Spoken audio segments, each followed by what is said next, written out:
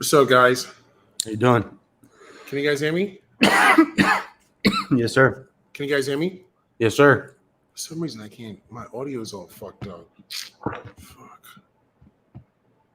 1 second, guys. Settings.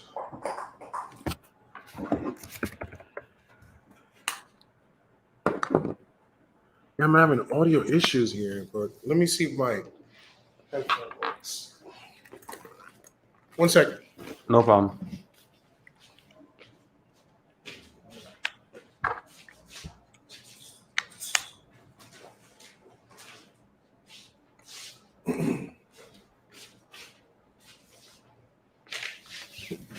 I'm having audio issues for some reason. I'm trying to see if I can get that situated real quick. Just 1 second, guys. I can't hear you guys for some reason. Can't hear us? Hello? Can you hear me? I can hear you. Yeah. My MacBook has been doing that recently, and I don't know. I thought it was like a audio. 1 second. To get it right. I might have to push this to a Zoom call if that's the case. 1 second. I gotta use my Bluetooth. This is a different platform than we used last time.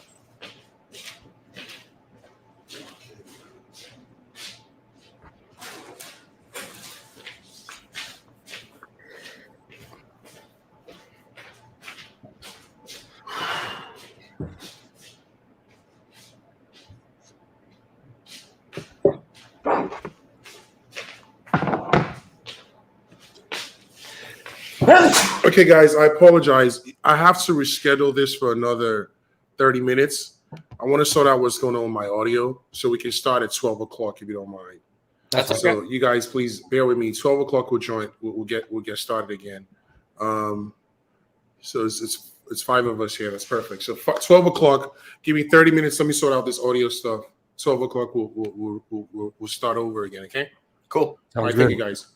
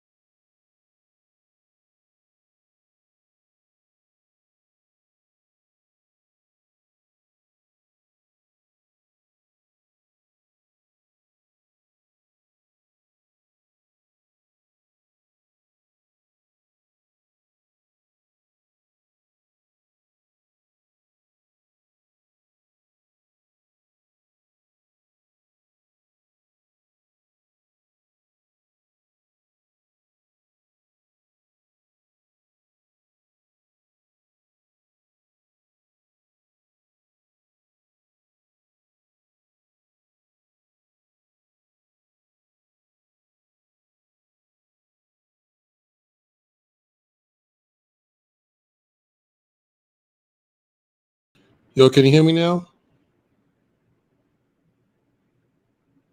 Can't hear shit.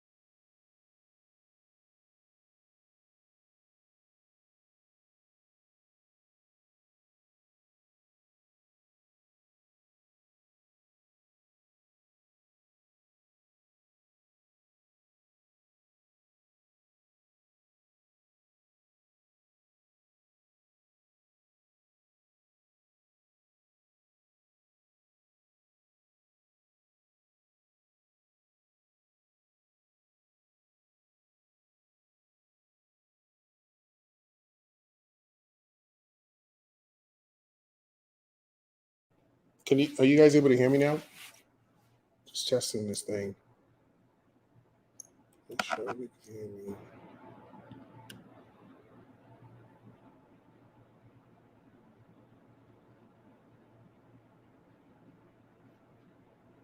Stargate. Yeah, Orlando. Yeah. Can you hear me? Can you hear me?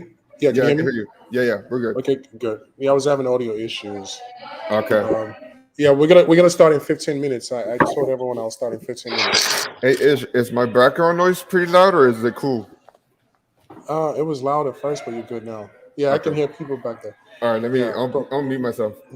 no, we'll start in 15 minutes because I had audio issues. For some reason, I have to use my Bluetooth, and I don't know why.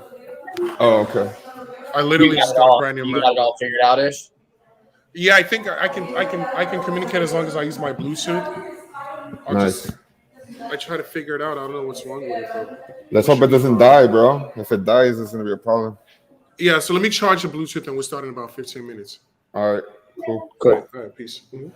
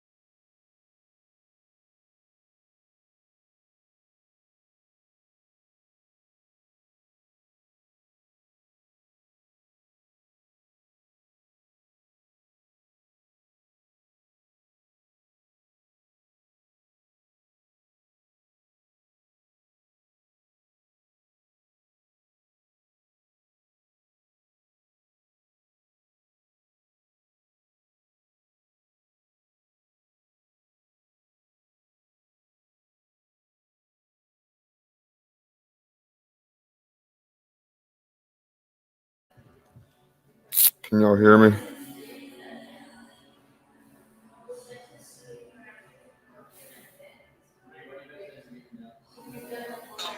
here's why. Why give all that money back to the government when you can hold on to that money, invest in real estate, or some other asset that can government your money?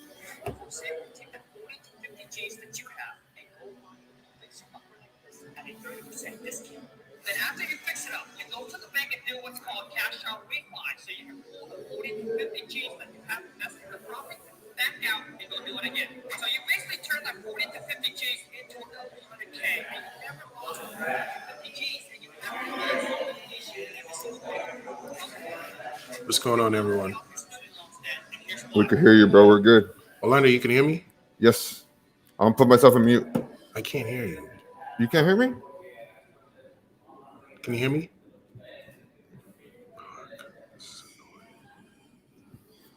One second. Okay, good. I can hear you now. Okay, cool. I'm gonna put myself on mute. Yeah, I'm trying to get the other guys on. No Okay. worries. It's crazy. What's going on, Mike?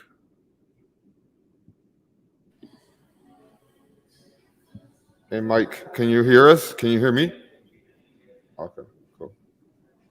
Yeah, Mike, what's going on?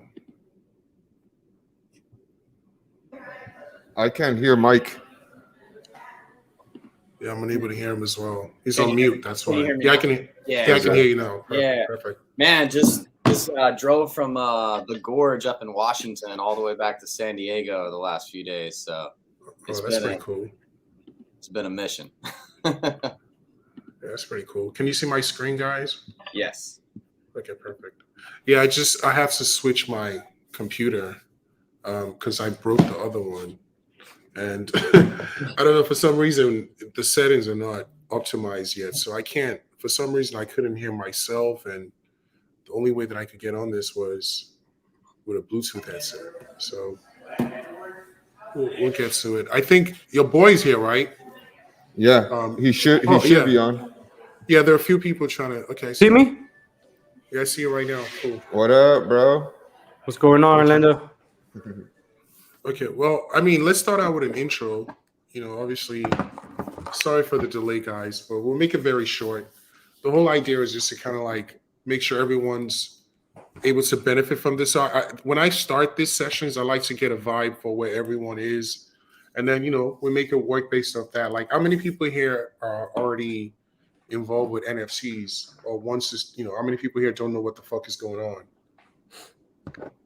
So is everyone here like involved with NFTs? Everyone has a MetaMask wallet? Is that where we are? And if you don't know what I'm talking about, just let me know so that way you don't get lost. Does everyone have a MetaMask? I have a MetaMask, but I don't know how to use it, bro. Okay, I got a MetaMask. Okay. I have one. I actually bought some crypto rosters last week. Oh, nice. What's your name, bro? My name's Rashid. Rashid, nice to meet you, bro. Okay, yeah, let's do an intro because it's not a lot of us, so we can take some time and introduce ourselves and do some networking. I'm Ish. I go by Ish Millie. I'm an NFC collector. I've actually been, super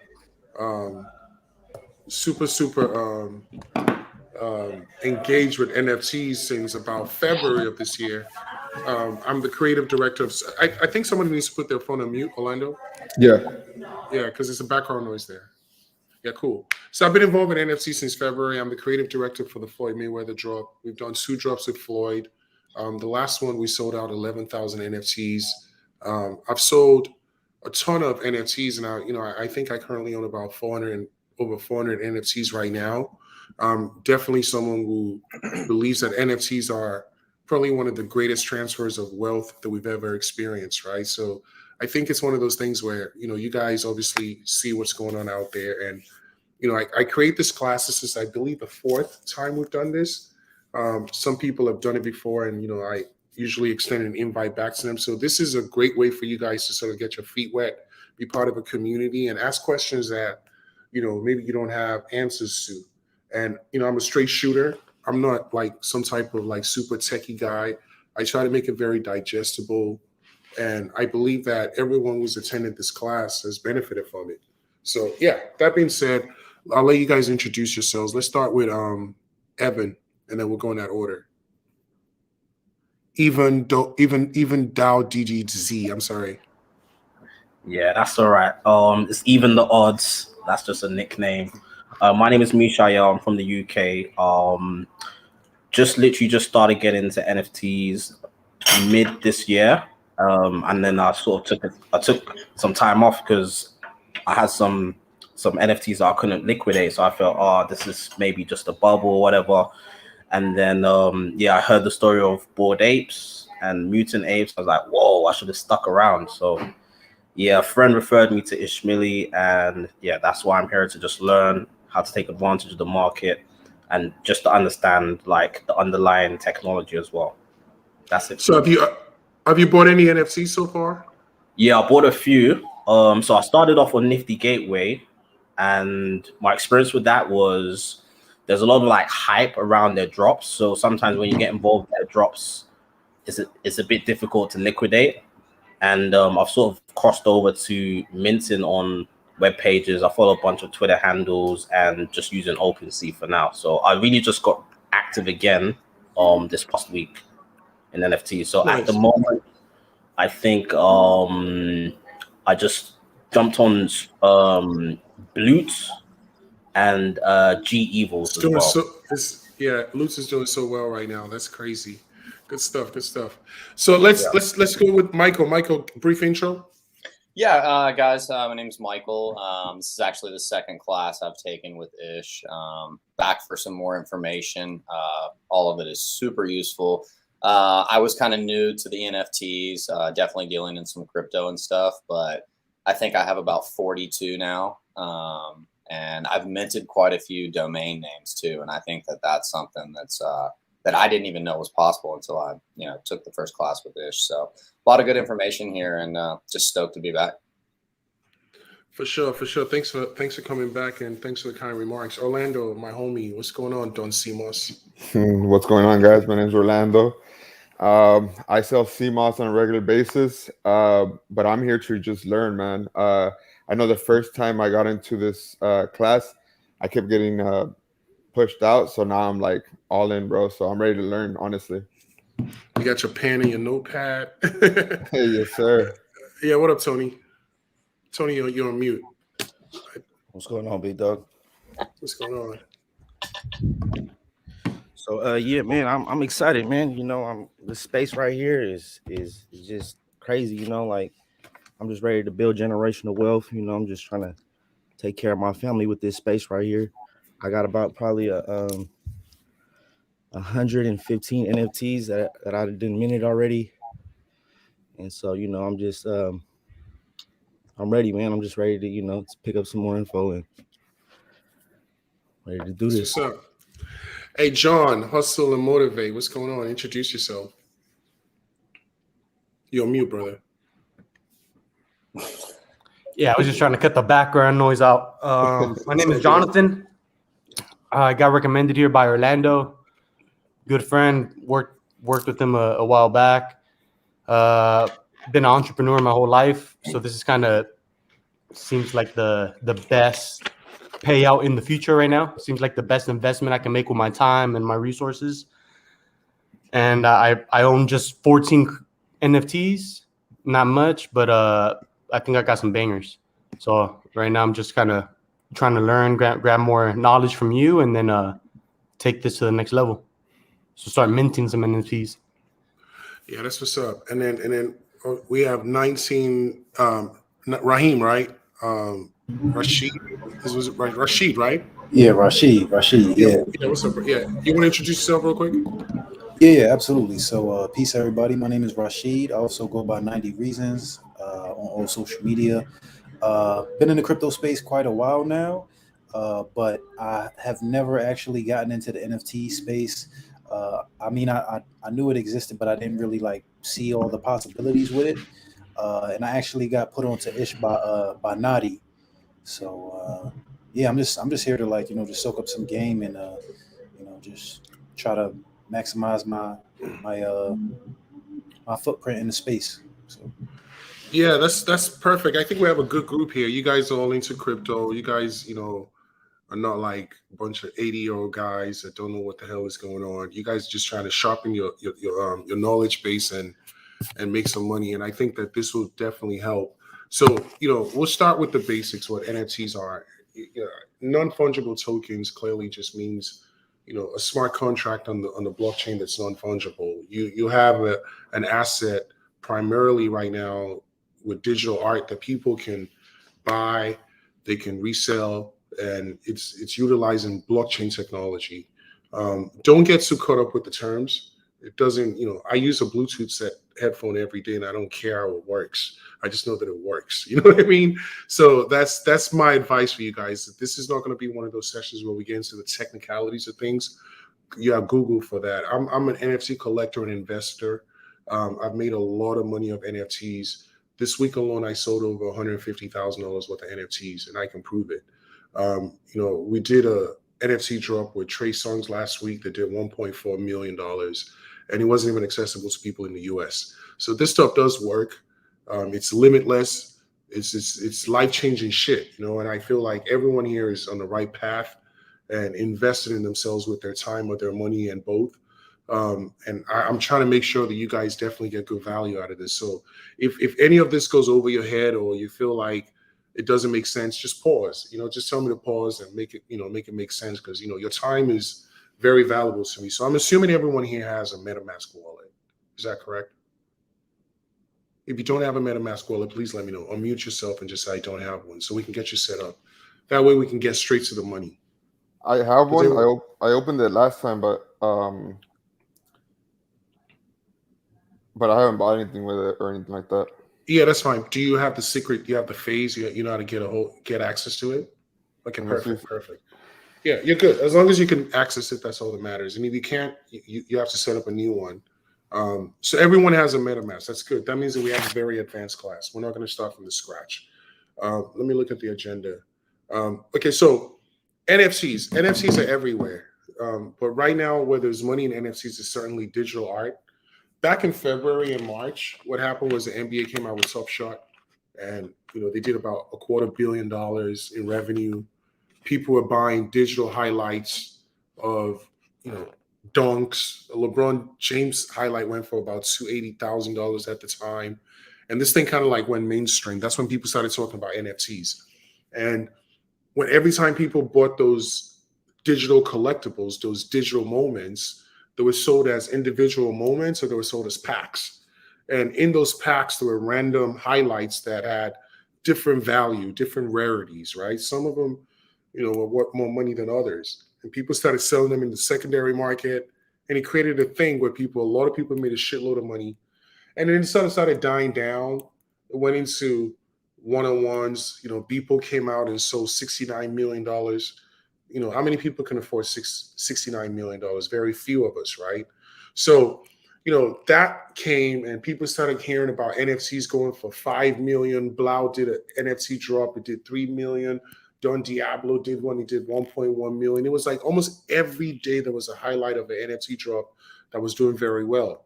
But it wasn't something that regular people could participate in, because it was like mostly an auction style. And then the Bored Apes happened around May of this year, and it kind of like revived everything. But prior to that, NFT started out in like 2017. The first project was called the Crypto Kitties. There are so many of them out right now. In fact, if you go on OpenSea, which I'll show you guys, you can literally look up Crypto Kitties and see how many they are. So if we go on here and we search up Crypto Kitties, this is the very first, this is an OG NFT project. So you see how many items there are? There are 2 million items. It's ridiculous. So in terms of rarity, these are not rare. There are 2 million Crypto Kitties out there. But as of last week alone, this is how much it's traded, 69.3 thousand Ethereum. So it's still very, very active. It's still a thing. If I want to buy a Crypto Kitty right now, I click buy now and I look up the lowest one. The cheapest one being offered for sale right now. If I click right now, price low to high.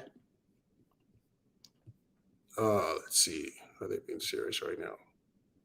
So someone bought this one for 0.03. They're trying to sell it for 10 grand. That's a joke. So you can see you could buy a CryptoKitty for like 0.5, 1.5. You know, if they're out there, people still trade them. This one is going for 0.12, but because there's so many of them, they're not as rare, right? So the CryptoKitty model was not really sustainable. I don't think if we were doing this model right now, we'll have the boom that we have right now. What the trend has turned into is you have this digital collectibles, right? Like the Bored Apes, for example. There are 10,000 of them, or 7,770 of them, or 8,888, or 5,000 of them, whatever the number is, right? The less the number, the more rare they are. Makes sense, right? So if you look at the top selling NFTs right now on OpenSea, the number one is now an NFT called Loot. This was 9 Ethereum yesterday. This is a brand new project. If you look at when this started, and look at the NFT, it doesn't even make sense to me, right? It's not art. It's not digital art, right? It's a randomized adventure gear generated and stored on chain, stats, images, and other functionality intentionally omitted for others to interpret. Feel free to use it any way you want. What the hell does that mean? But the bottom line is there are 2,500 people that own this asset. So that's the community that's driving this price. Does that make sense?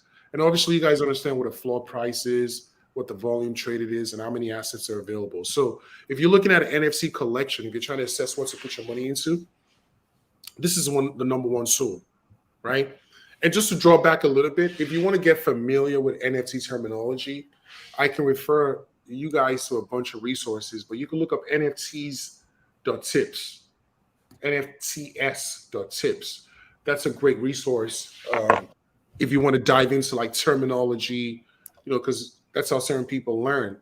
But that's a great resource in terms of terminology. So these are like the top 10 NFT projects right now in terms of volume. And they're doing crazy numbers. Like you can see the Loot volume is 53,000 Ethereum. That's insane. The Mutant Apes, which just came out literally about a week ago, is 30,459. Art Blocks.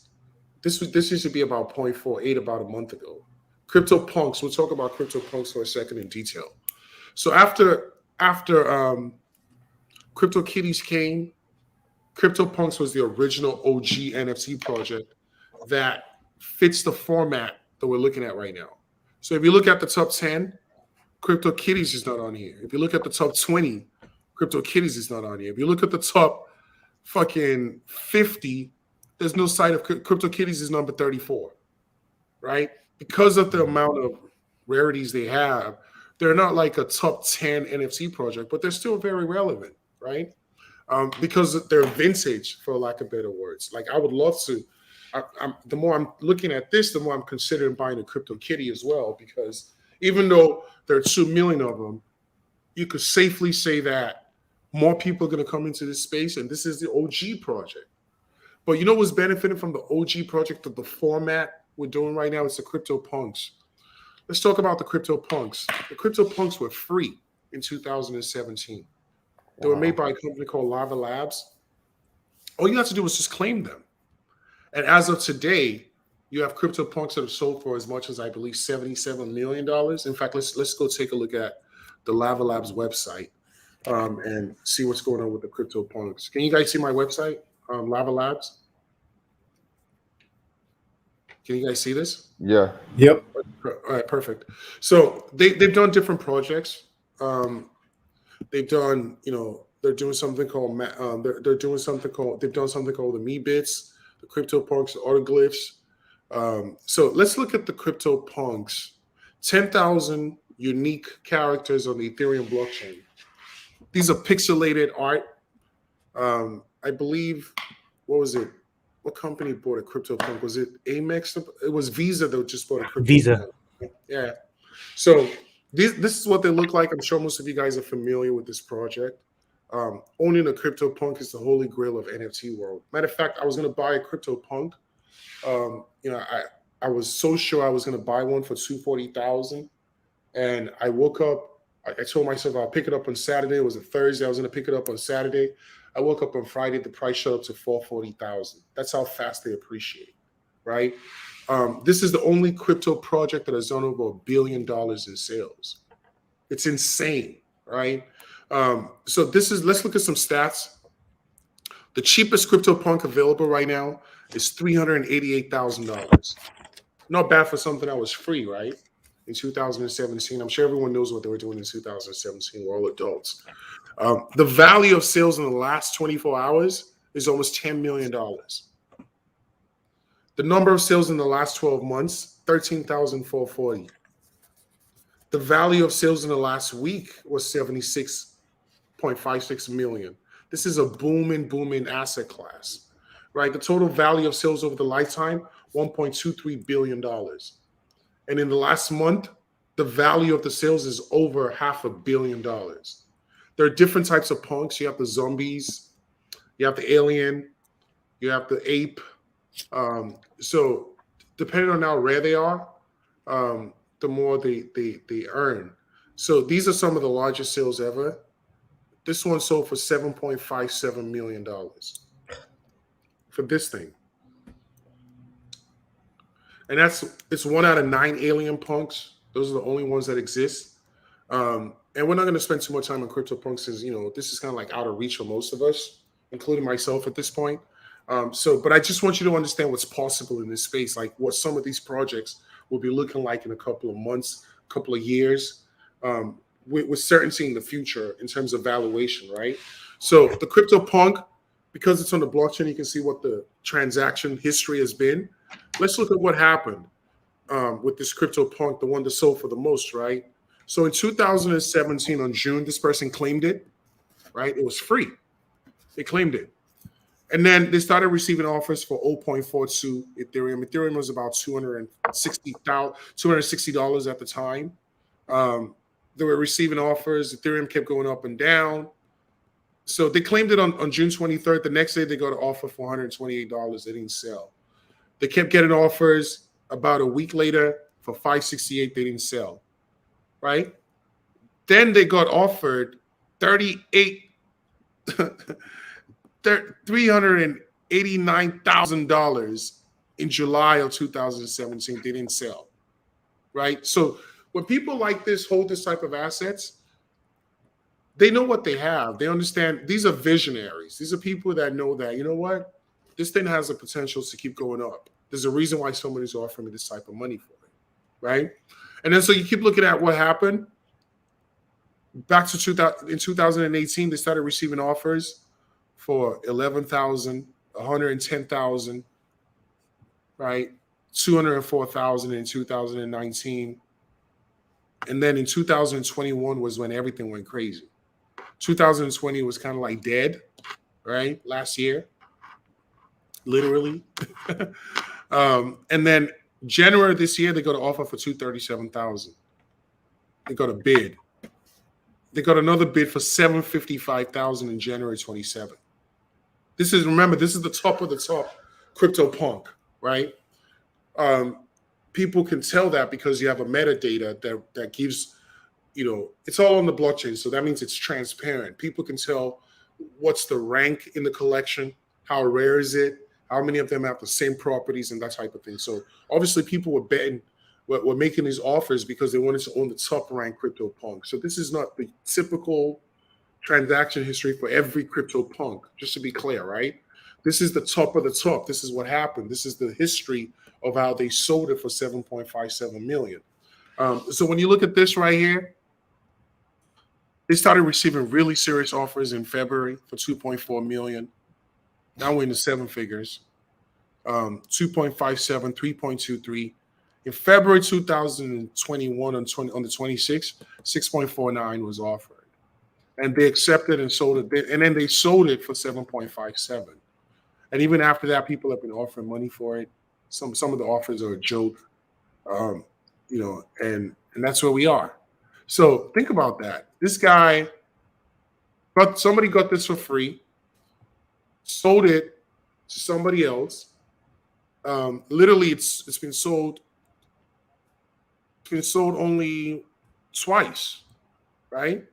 So this person got it for free, sold it to this guy for $14,000, $15,000 a year later, like literally less than a year later.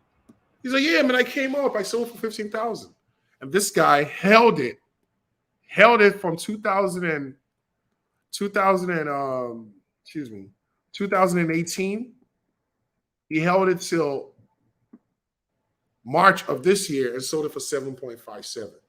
So some of you guys are going to be doing the same thing. And some of you guys are going to be the ones that sell for 18,000. I plan on being the guy that sells for a lot of money. And the only reason is because the blockchain shows us that that's possible. If you invest in the right asset class, if you know what I mean? If you work your way up, you own a Bored Ape, you own a couple of Bored Apes, so you own a CryptoPunk, it's safe money according to me. I was looking, look, 7.58, 5.45, 5.33, 3.76. These are what they're selling for, right? 1.98. These are the top 12. And there are a lot of them that haven't sold. The cheapest one right now, they just happen to be all black for some reason. This is the cheapest one. The cheapest one right now is 359,000, right? And then you have all these. You can look and see for yourself. These are the sales in that order. So does anyone have any questions about CryptoPunks? Because it's a very popular project. People usually talk about it. If you have any questions, let me know.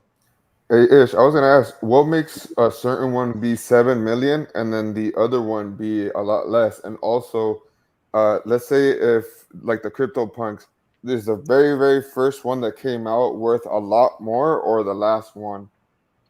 Good question. So when they come out with these collections, they come out with everything at the same time. And I'm not sure how the CryptoPunks were claimed. I wasn't into NFTs at the time, but typically you mint an NFT, and that mint is typically randomized. So you don't know what you're going to get. So when the Bored Apes came, there were 10,000 NFTs. Anyone could buy them for 0.08 Ethereum on May 1st. And what happened was some people got the gold one, some people got the regular one, some people got the ones with the hats, different varieties and different properties, but none of them were the same, right? And then when the collection is already distributed, when people already have them, there's a metadata. In other words, it tracks all the properties, and they can rank the whole collection. And there are tools that you do that with. I'll show you. There's a tool called Rarity Tools that allows you to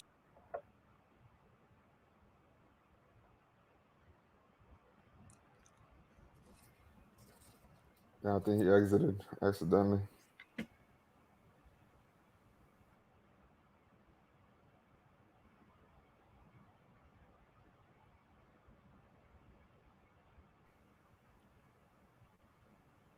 Yo, John, you still on?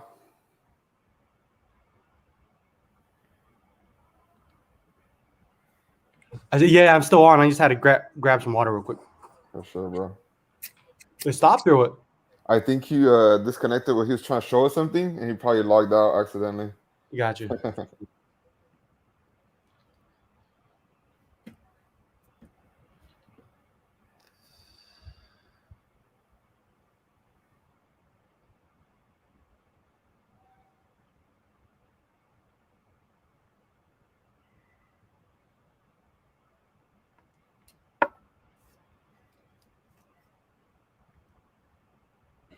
How you doing, Orlando?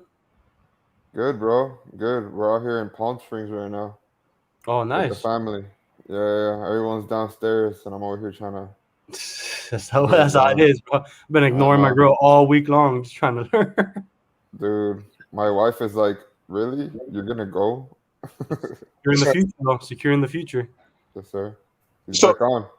Does that help? Does that help with the question you asked, Orlando? Yeah. You logged out when you were gonna go on Rarity. Yeah, I'll show you. So Rarity Tools is a tool that allows you to check the ranking of a crypto asset, right? So can you see my screen now? Yeah. Okay. So this is like the top selling CryptoPunk ever. No, this is the highest ranked CryptoPunk right here. Wow. And this guy hasn't even, he bought it for 85 Ethereum. He hasn't even sold it. This one sold for 7.58. So this uses an algorithm based off the metadata I don't want to get too technical, but this ranks the CryptoPunks according to their rarity. Do you see what I'm saying? Yeah. Now you can use this to check any other project, most other projects, not every project. So if you want to and then this connects you. If you go on this website, first you have to connect your Meta wallet to it, right? And then I'm able to go in here. For example, I own some Bored Apes, and this is the way where you verify what your asset is worth. So if I want to find out the value currently of my Bored Ape, like the fair market value, what I'll do is I'll go on here and I will, I can look up my ape number, for example, 221. You see how it says owner Ishmaeli. And then it'll tell you based on the features, what's the highest selling feature, right? So for example, you see where it says the mouth is 32.99, the eyes Yeah. are 34. So the cowboy hat, the lowest listed cowboy hat is 37.376. So you can authenticate that if you go on OpenSea, right? And I'll show you this right now. If you go on OpenSea, I'll share my screen with you in a second. I know it changed the screen. If you go on OpenSea and you check properties, let me do this 1 second.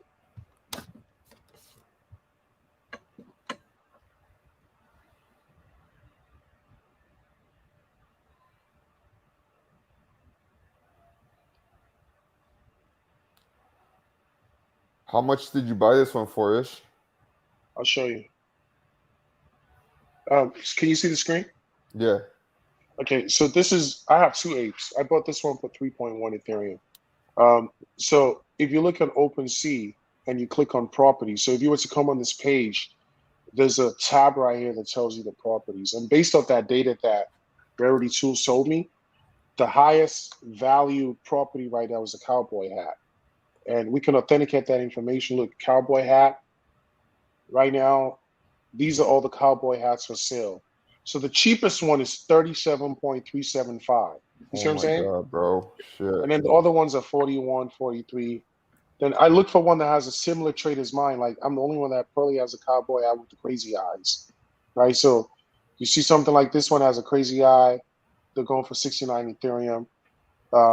But this is probably ranked higher than mine.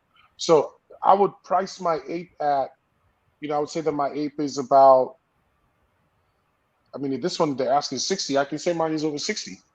So that's how you kind of like assess the value. Now, if you want to do a quick sale, of course you want to get as low as possible. But if you really want to get a fair market value, you need to utilize tools like Rarity.Tools. So guys, write that down, Rarity.Tools. You want to get familiar with it. It's also a great platform to find out, what deals are out there, right? So there are a lot of NFTs that you can mint. And what I mean by mint is you can, for lack of better words, download from the blockchain, right? So you definitely want to get familiar with Rarity.Tools. Anybody want to chime in? Has anyone ever minted anything from Rarity.Tools?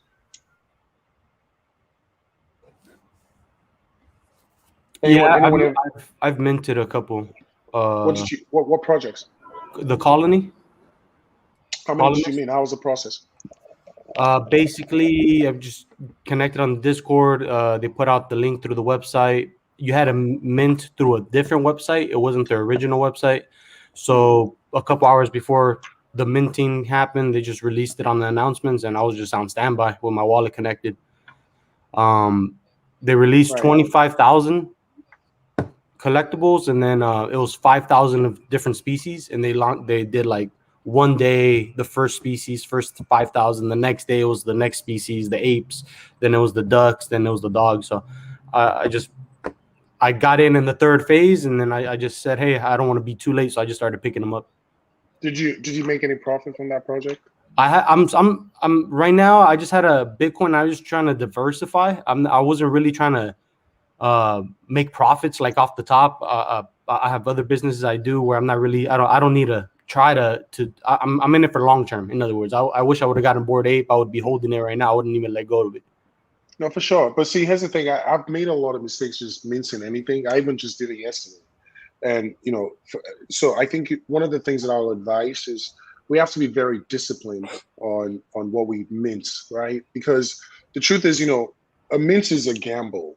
When you go into mints, you might get the rarest one, which is a win, right? But at the same time, you might get the runs of the pack. You see what I'm saying? Yeah. So it's one of those things where you're getting it at the lowest possible offering price, but it doesn't mean that it's not going to go down. A lot of people will mint maybe a dozen NFTs, for example. Let's say the mint price was 0.05, right? They'll mint 12 of them, and then once the NFTs are revealed, and they can say, okay, this one is worth, number 100 out of the collection, or this one is worth number 200, and this one is number 9,000. They don't care about the 9,000. They don't even give a fuck if they give it away for free, because they mint the other ones. They sell the other ones at 10x the price, right? Yeah. So when you guys are looking at NFTs, try not to pay so much attention to the floor price. Sometimes the floor price just means opportunity. Try to find out what was the mint price. Try to find out what are the properties. Like when you're looking at an NFT, I'll give you an example. I buy NFTs above what I should pay all the time because you're taking a gamble. For lack of better words, you're saying, you know what, is this thing going to go up or is it going to go down? Like, so what has worked for me is just basically like what Jonathan said, is just like get involved with their Discord, like find out what's going on. Like there are so many NFT projects that will give you a free bonus NFT, but you have to go mint it. And if you're not aware of, if you're not tapped into the community, you miss out on those free giveaways. When the apes came out, what they did was they gave away a free dog. Right? Yeah, I saw that. Yeah, they gave away a free dog. It's called the Bored Ape Kennel Dog, Kennel Club. And those dogs right now, I'll show you. The cheapest dog out of those free dogs is about 3 Ethereum. Free money, man. You see what I'm saying? Just last week, they gave away, I'll show you. They gave away the serum to everyone who had a Bored Ape. This is my collection. I should have sold it quicker, but long term, I'll be fine.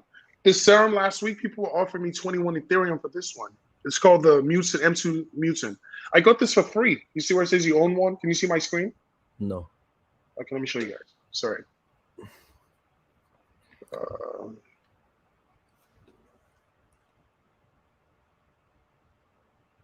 So key point is you have to tap into the communities for these drops. Otherwise, you miss out on the freebies. They reward you for holding. The CryptoPunks give away the me bits for free. The cheapest me bit right now is about 5 Ethereum. All right, so the more you hold on to these assets, if you're picking the right ones, the more rewards you get. They're all gamified. Can you guys see my screen now? Are you able to see my screen? Can you see it? Yep. Yeah, Okay, cool. So I'll show you. This is my profile.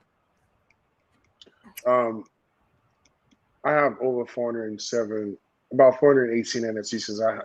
Sometimes they'll send me free ones and I just hide them because my page. So you see this? I got this shoe for free.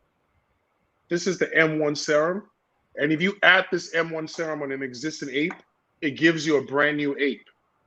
Wow. Does that make sense? So right now, the price of this is $15,487. I have a solid offer. If I want to sell it right now, let's say I need cash, I can sell it right now for $13,740. What's wrong with that? Right? Because I bought an ape for $6,000. You see what I'm saying? Or I can make it a mutant ape. And the mutant ape, the cheapest one is 4.3 Ethereum right now. If you want to buy a mutant ape, the cheapest one is 4.3. So that's how you really stretch the buck, 4.17, So that's the point I'm trying to make. Like, you get rewarded if you buy the right NFTs. Let's go back and look at another example. Stats, rankings. The Me Bits were a free product for everyone who owned a CryptoPunk. So what they did was they made 20,000. 10,000 were for each CryptoPunk holder, and then you could buy the other 10,000. And that's what the mutant apes have done. There's 20,000 of them. So you see all the people there. This number right here is how many of them are out there. So you have people like me who haven't minted, who haven't used mine already. So the number is still not complete. My speculation is More people are going to want to mint apes later. We'll see what happens. I'm taking a gamble. I can mint it right now and have a mutant ape, or I can keep my serum. But they released 3 types of serum. They released 3 items. They released the mutant serum. They released the M2 serum, and they released what's called the mega serum. Look at the price of the mega serum, for God's sake. Yeah. Only 4 people have it. What the flip? That is You see what I'm crazy, saying? bro. Look at the offers. They have an offer right now. They want to sell it for $587,000. And somebody got this for free. 4 people got this for free. Wow. That's Doesn't crazy. get better, right? So there's a difference between I bought an NFT and I bought the right NFT. Everyone's goal in here should be to try to buy NFTs that are in the top 10. At least own assets in the top 10. You know what I mean? Or at least the top 50. And in some Yeah. situations, you can still do very well if they're not in the top 50. Don't get me wrong. It's all about positioning. You know what I mean? Yeah. Yeah. Does that help? Any questions? Absolutely, bro. That's I amazing. have a question. Yeah, of course. Go ahead. Would you say as far as like when you're considering buying an NFT, do you look at it the same as far as numbers and properties and everything when you're looking at NFTs like this compared to like the athletic ones that come out, like the ones that Topps are coming out with, or the ones that the Messi came out with, like the athlete ones? Because I know they're a little bit different than the ones I usually see on OpenSea. Personally, I just deal with the ones on OpenSea. The reason I do that is because I know. Look, this is how I look at it. Let me break this down from my mindset, and I'm not opposed to anyone else's approach. If you look at this right now, there's a very important stat that I look at. How many of these assets are out there and how many people own them? If this number was 1,000, it's not as impressive as 2,500.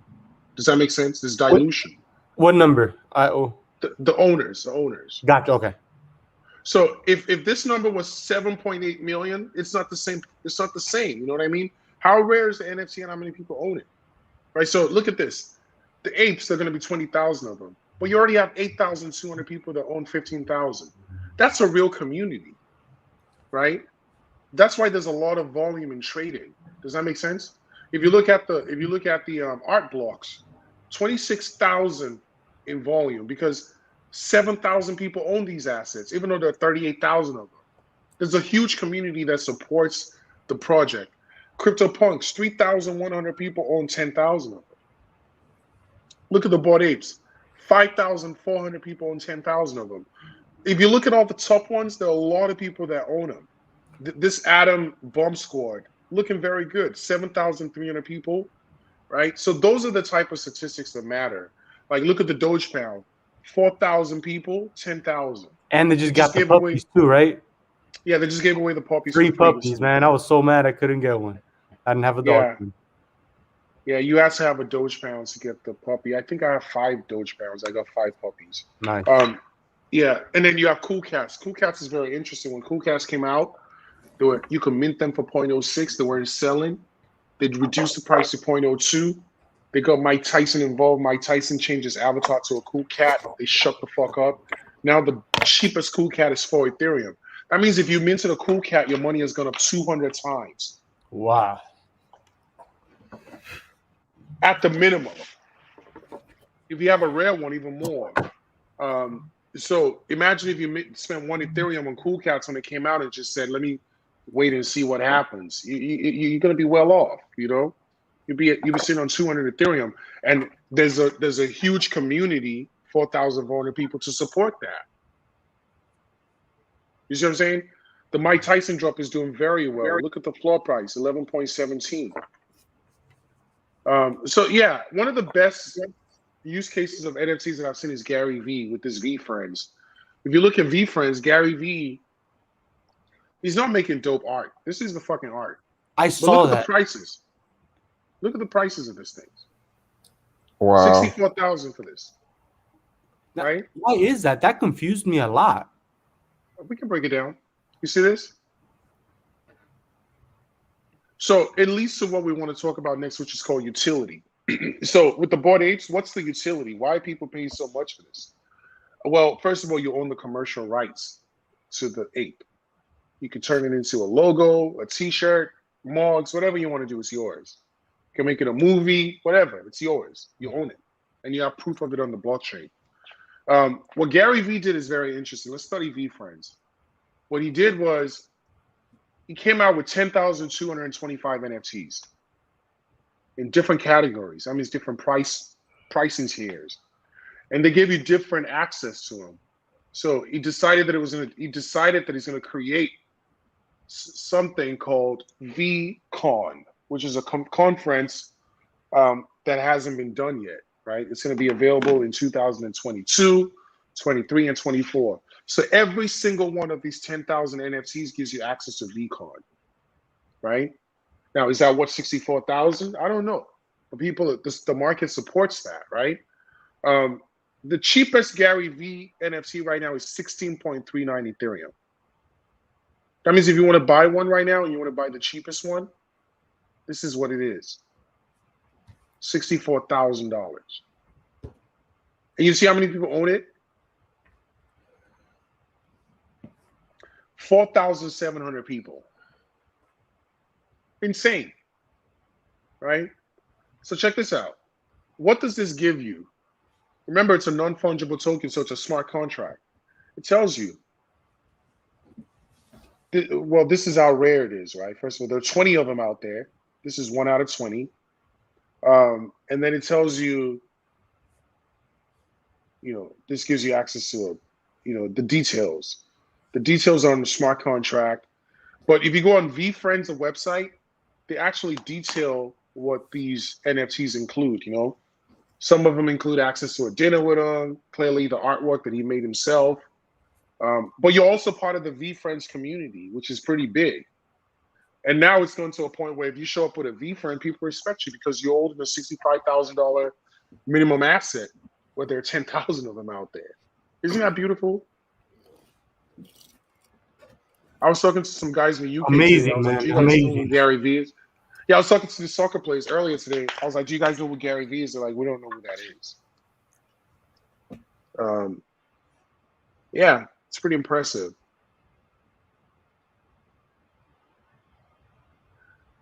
Does that help? Any questions? Yeah, that helps a lot. That helps a lot. Now the utility is really, it's not so much the art. I forgot about that. Yeah, you don't want to just look at the art. Sometimes, the art would be beautiful, but the utility is everything. And sometimes the utility is I get a couple of free NFTs or I get a free NFT for holding this. That's a strong utility. Like I showed you, if I want to sell what they gave me for free if I want to sell the items that I got for free from from Bored Apes right now, like let's say for example, Deadass right now, I want to sell it right now. This is how much I'll make. Let's see.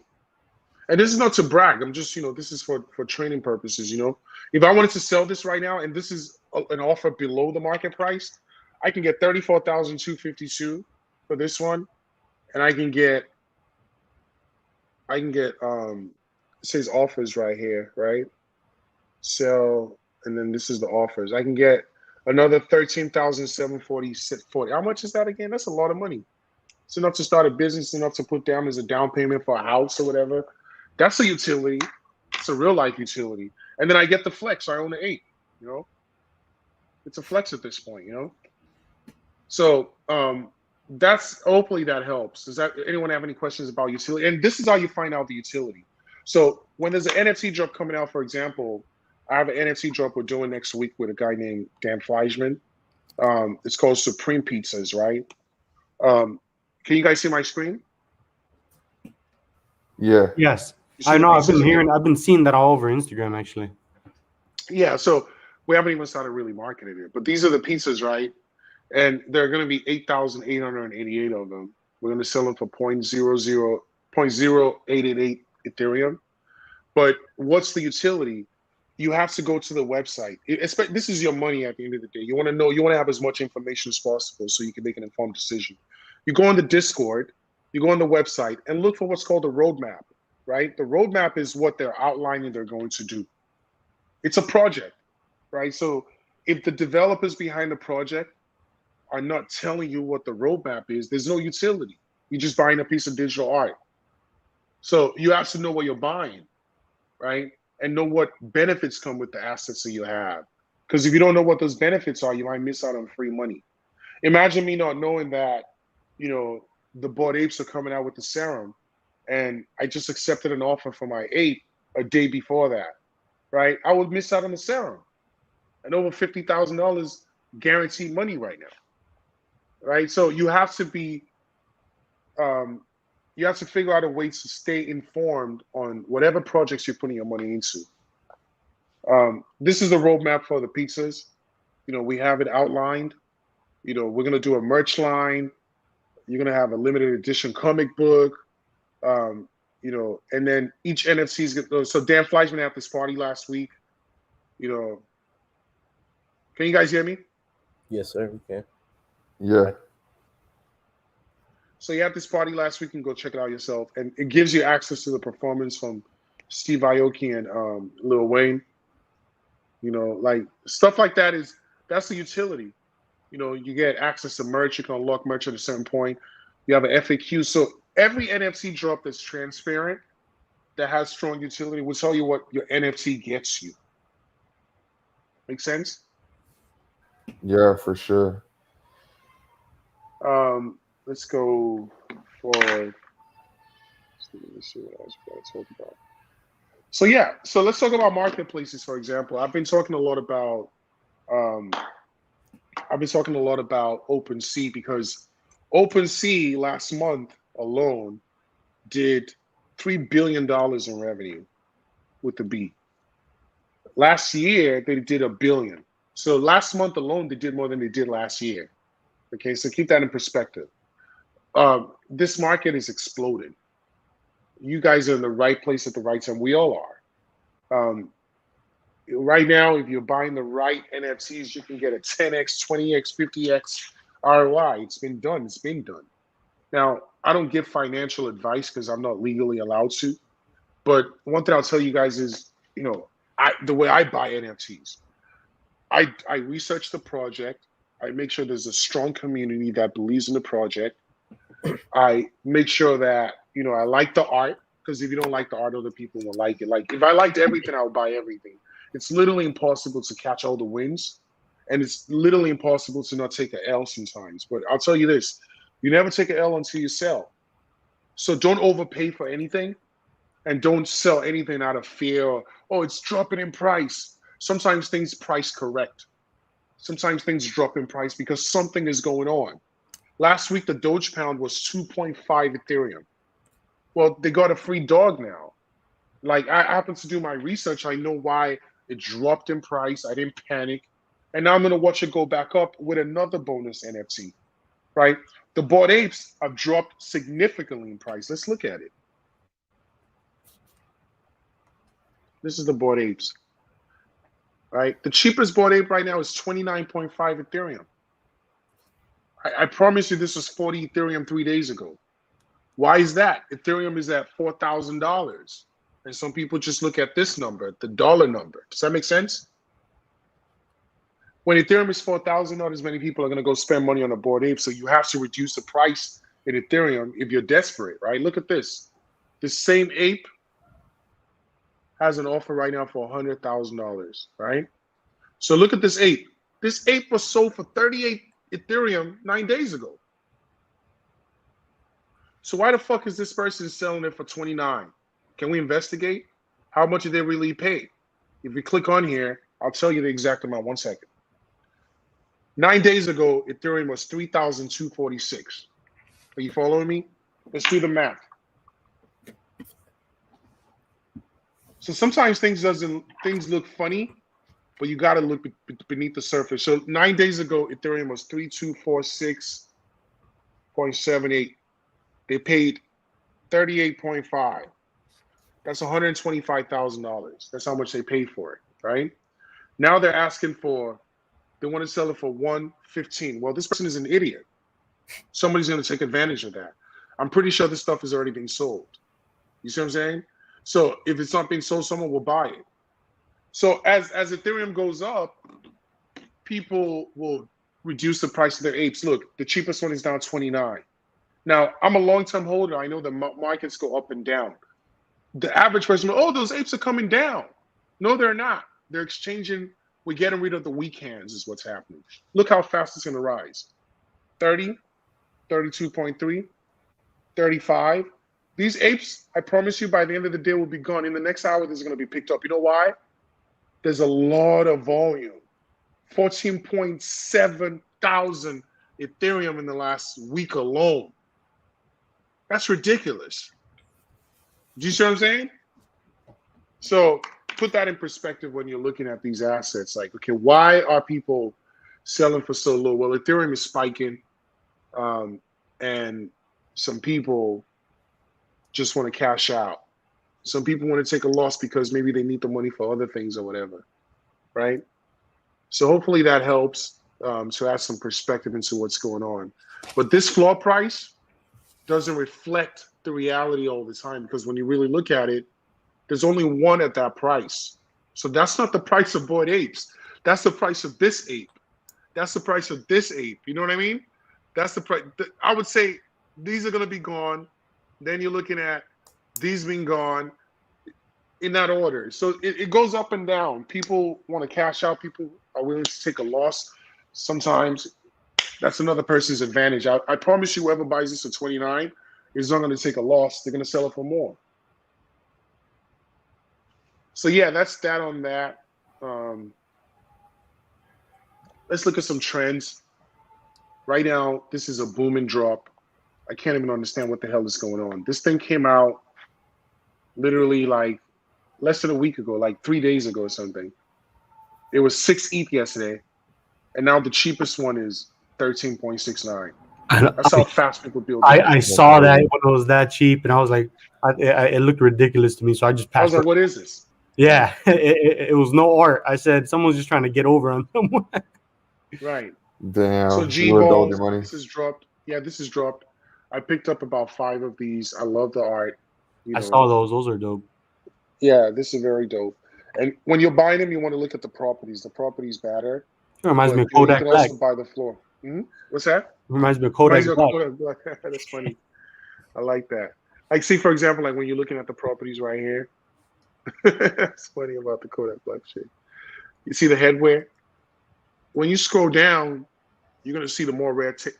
You see this? The only 85 out of the whole collection that have the serpent. The only 114 that have the hollow crown.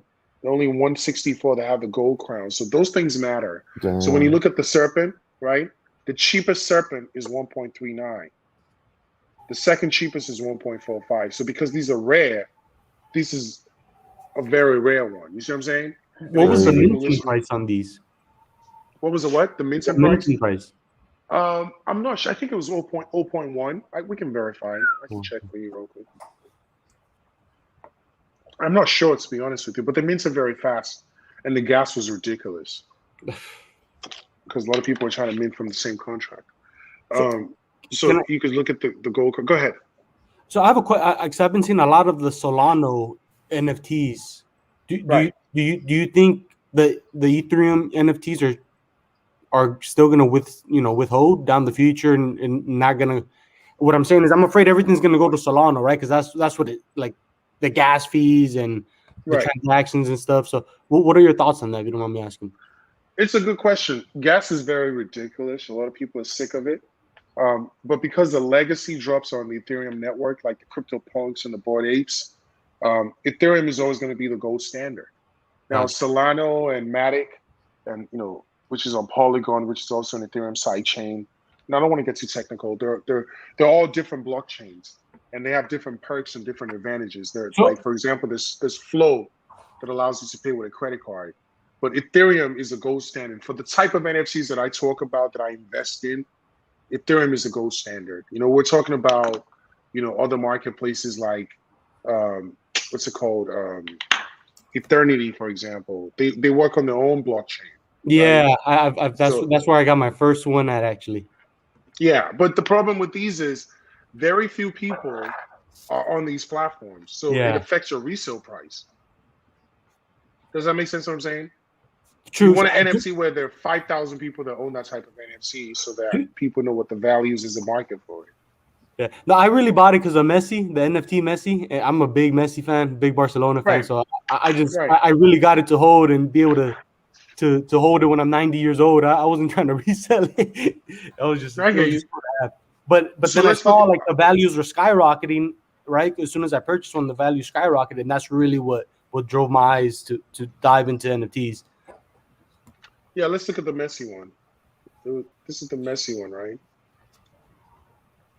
So are you guys able to see my screen? Yes, sir. Yeah. Okay. They sold 75 of these. And this is the price for Ethereum. This guy wants 14 Ethereum. This guy wants 77 ERN, which is their native token. This guy wants 30 Ethereum. It's supposed to give you transparency what they paid for it. So this person wants 15,000. This is the NFT. They got that for free. So if they bought the man of tomorrow, then the next day they got this one for free. So watch, if you back up once. There's another Messi one with the number 30. If you back up one more time, there you go. So if they bought that one, This one? no, to the right, The third. that one. If Okay. they bought that one, the next day they got this one airdropped. Damn. So how much is this one? That one was $10,000, I believe. So you paid 10,000 for that? No. I got the king. I got the one all the way to the right. I got number 37 of 2,500. Okay, so how much is this one? I mean, the prices are everywhere Based right on now. the numbers, yeah. Now how much did you pay is what I'm curious. I paid 1,800, and then as soon as instantly I went back and looked, I mean, the price skyrocketed. So I was like, "Damn, this is crazy." So it's one thing to say the price the price is what people are willing to pay for it, not what people True. are listing it for. Just keep that in perspective, because I can show you what people are listing Bored Apes for. It doesn't mean people are willing to pay that for it. Like if you look at this, for example, there's a huge disparity. This guy wants $102,000. This guy wants 39, right? And there's nothing special between this guy's and this guy's. It's the same NFT with a different number. True. Right? Like so that's why I'm not big on these projects, because I know the guys that own Eternity, Adrian and Nick, they're friends of mine. They know that OpenSea right now has sucked the air out of all these other platforms. Now I have a question. You don't think as time goes, then like the prices are so crazy up and down, you really don't know where the market is for these yet. But I figured with time, the market will reveal itself, right? Like the prices will start getting closer, and there'll be an actual market for it. Do you feel that? Well, I feel that if it's not an OpenSea, if it's not indexed on OpenSea, No, right? it's an OpenSea. Yeah, They have that's it what on I'm saying. OpenSea. If it's not on OpenSea, there's less transparency. So let's look at what's going on with this on OpenSea. Okay, let me show you what's going on with this on OpenSea. That's really where I was getting my prices, because these numbers right here fluctuate way more than on. Yeah, OpenSea. exactly. That's the point I was trying to get at. Like because it's on the blockchain, OpenSea indexes everything. But if this was really doing that good, you would see it on the ranking, on the stats. You see what I'm saying? Yeah. Like it doesn't show up on the ranking, is what I'm saying. So if you look up Messi, like there's so many different Messi drops right here, right? Like then you see this. Do you get my point? Yeah. So this is Messi, Leonardo the King. And that's this that's could be a fake one. That's a fake one. You get my point? Yeah. So it's like if it's not an OpenSea as an OpenSea top ranking project that's verified, it creates a lot of confusion. And then let's say I want to buy one right now. I don't even know if it's a fake one or a real one. Like, do you get my point? I get it 100%. 100%. Like this is clearly fake, right? Yeah. So there are a lot of things that are pros and cons on these new marketplaces. Yeah, you could save money on gas, but you want a product that's easy to sell, that has visibility, that there's a huge demand for. Like, dude, you own a board. There are fake Bored Apes out there, but if you want to buy a Bored Ape, you go on OpenSea. It's not hard to find. It's one of the top ranking products, right? If you want to buy this loot right now, it's right here. Hey, Ish, and also there's a huge advantage for that. No, that comes with like the verified accounts, like that little blue stamp. I know Right. when like the first releasing, like they don't get that, but you can see the volume Well- traded. But I noticed that when we were looking at the fluffs, and I don't know if you recall, I asked you, and it wasn't a verified account. Yeah, you have to get 100 Ethereum in the secondary sales to get the verified stamp. But the one I was looking at was fake. You know. Yeah, but I didn't even. It wasn't know fake. that. What's up? Was it fake at the time? Yeah, I ended up getting a real one, but that specific one that was just listed was from a different account that just didn't have, you know what I mean? It looked very similar and all that. So that's just one Yeah, thing. there are a lot of fake ones out there. That's another thing you guys have to be very careful for. Yeah. And I mean, I could have easily purchased that because it was like a package deal, you know, and it looked like, you know what I mean? It came with like the fluff and something else. But Right, right. yeah, easily could have fell for that. Cool. Yeah, well, anyways, does anyone have any questions? I have a No question. questions so far? Who's Is this? Orlando. Orlando, what up? Hey Ish, let's say if one of us was to find let's say an old Latino artist or Brazilian artist or whatever, but that's super famous, bro, in a different country, and you somehow create a contract, would that even matter, turning his stuff into NFT, in regards of being able to resell it, things like that? Or Yeah, you can create your own NFC drop, so that's a different, conversation, right? Okay. That's a whole different conversation. Like creating your own NFC drops requires, access to, good developers, good artists, good marketing skills, community building skills. It's not just something that, again, anyone can mint an NFT. I'm going to show you guys how to mint one. Anyone can mint an NFC, but can you sell it? Yeah.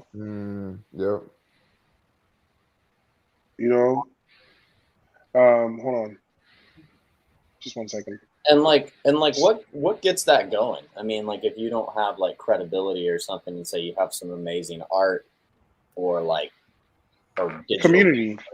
Community. Because I've thought about that, and it's like you're paying those gas fees, but like you need some reassurance that you'll actually be able to resell it at some point too, or sell marketing. Yeah, it's just like anything else. There's a guy in the corner that can draw his ass off, but there's a guy that can just write ABC on a piece of paper, and people go, "Whoa, 10,000, 20,000." Kanye West. The banana on the wall was my favorite. Someone got art, that. Yeah, art has always been something that is subjective. It's in the eye of the beholder. You know what I mean? But when you have it backed up on the blockchain with statistics and community, then numbers don't lie. They guide people. So look, the Bored Apes. If somebody lists one right now, let's say they got drunk and they listed it for 2.9 ETH, you think it's gonna last? Not at all. You know what I'm saying? So there's a community that has determined that this has a value. So what creates that community, if you're thinking from the perspective of how do you create a successful drop, is what are you offering people? What are the utilities? We have 2 more people that I want to introduce themselves, and then we'll take a break, and then we'll do the mints, we'll do the workshop side, and we'll wrap it up. Reggie, what's going on? And we have AJM. Can you guys introduce yourselves? You have to unmute, please. Yeah, what's What up, going Reggie? on? What's going on, guys? My name's Reggie Williams. I'm actually cleaning up my house right now, so that's why I don't have my mic and my camera off. But yeah, Reggie Williams, serial entrepreneur, creator of Outlaw Mask. My brother-in-law, Carlos Gill. I don't know if he's in the room or not, but yeah, we're working on some NFT projects, and it's just told us a lot about the space and helping us out a lot, man. So appreciate you, Ish, and thanks for having me on, man. Yo, what up, bro? I met you at that party, bro. What was that? I met you at that party with Dan Fleshman the other day. Oh, yeah. What's good? What up? Yeah, you were there, Orlando? I didn't see you. No, I wasn't at the pizza one. I'm talking about the one he had the week before that, bro. in Oh San yeah, Diego. the media kits. Yeah, that one. Yeah, the media kits. Yeah, Ish yeah, was we still in were. Miami when Yeah, that happened. yeah. Dan's actually a partner in our business. So, Nice. yeah, man. But yeah, Ish is the man in this NFT. So we're just talking I about already know, as bro. much I game as already we know. possibly can. Everybody knows us in the call on the call right now. For Appreciate you sure. again, Ish. What's going on, brother? DM me, man. Let's connect. Sounds For good. sure, for sure. I What bet. about AJM? You want to introduce yourself?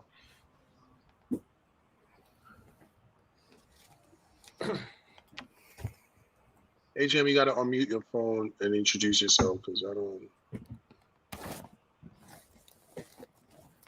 Are you there, AJM?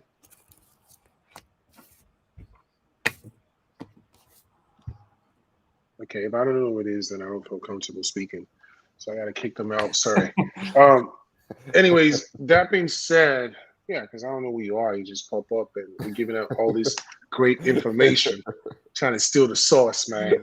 If any of you let your homies on in the side, that's sorry. Yeah, hold on a second. Let me just post this. I'm gonna tag you guys. Can you guys do me a favor and send me actually, you know what, it's all good. We'll just do this another time. 1 second. So yeah, let's take a break. We'll take a break for about 15 minutes and we'll come back at like 1:30 and we'll do another like 30 minutes and wrap up. We'll do the minting and all that good stuff. Is that cool? Sounds good. So it'll be take a 20-minute break. We'll come back at 1:30 PST. All right, fellas. I appreciate you guys.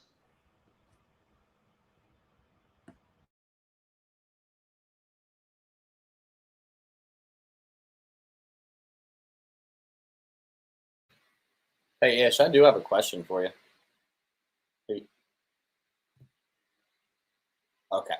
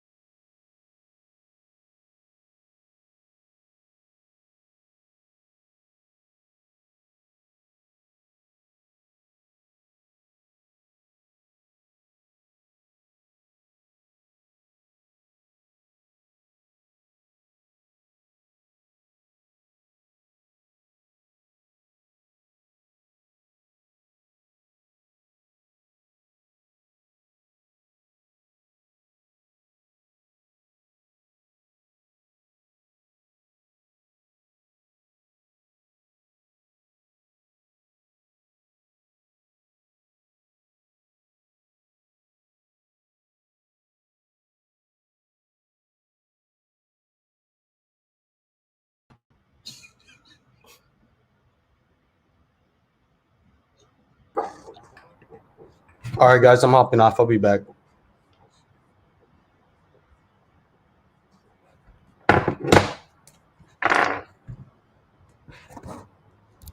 How you doing, Ish?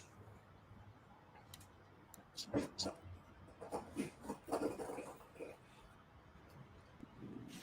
you guys back? Yes, sir.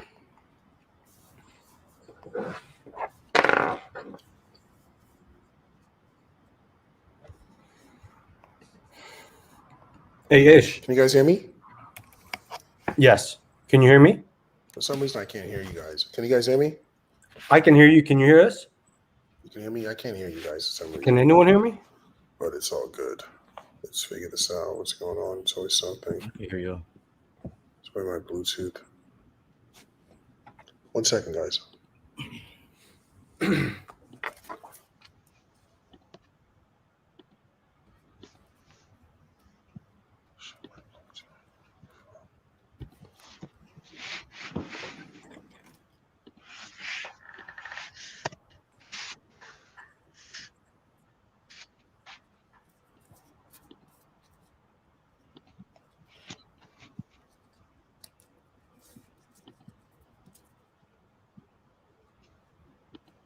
I bet. I can't hear you guys for some reason. I'm having audio issues now.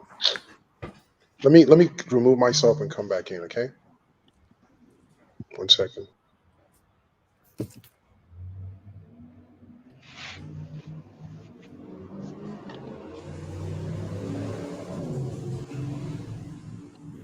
Yeah, I'm having audio issues for some reason.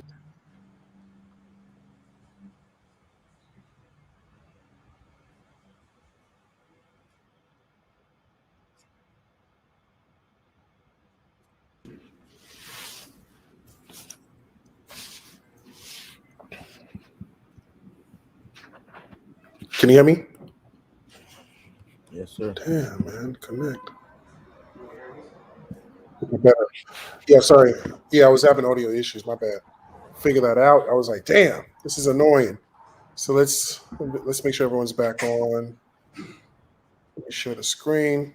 So we're gonna get into the workshop side of things. We're gonna mince an NFC and show you guys how that's done, and then we'll mince a blockchain domain name. We'll take a bunch of questions, and then we'll wrap up the whole thing. Okay.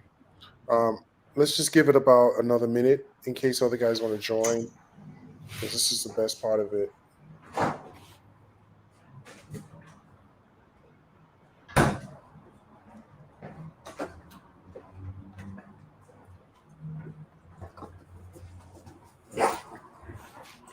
One second. Can you guys hear me? Yeah, we can hear you. Okay, cool. You guys see my screen? No? Okay, well, whatever reason. This is weird. Okay, well, anyways, so we're going to talk about how to mint an NFT. And I'm trying to share my screen. It's giving me a hard time. So see, stop screen. Share screen. 1 second. Yeah, perfect. So to mint an NFT, there are a bunch of resources that you can use. There's a website called Mintable. You can actually, I believe you can mint them on OpenSea as well. I use a platform called Rarible when I want to mint. It's very simple. You go on there, you connect your wallet. Boom. Connect to my MetaMask. Are you guys seeing my screen? Yeah. So you go to rarible.com or you can go to mintable.com.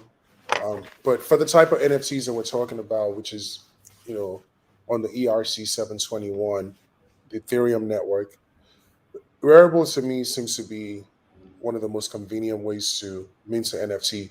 So my wallet is connected. You can see that. Shows my wallet right there. Blah, blah, blah. I have some Rarity tokens. And you can add some funds with a Visa credit card. So if you want to mint a token, you go to create. There are different types of options you have. You can do a single or you can do a multiple, right? In this situation, I want to do a single. You choose the file. Obviously, you already have the artwork or whatever it is. Um, you know, I have a bunch of different things that I can mint just to show you guys. These are like this NFT series that I do called Token Boy. Um, I can mince anything. You can mince any picture, right? So you have your picture. Obviously, you want to own the intellectual property, right? And then you put it on here. Let me show you guys. I want to do something.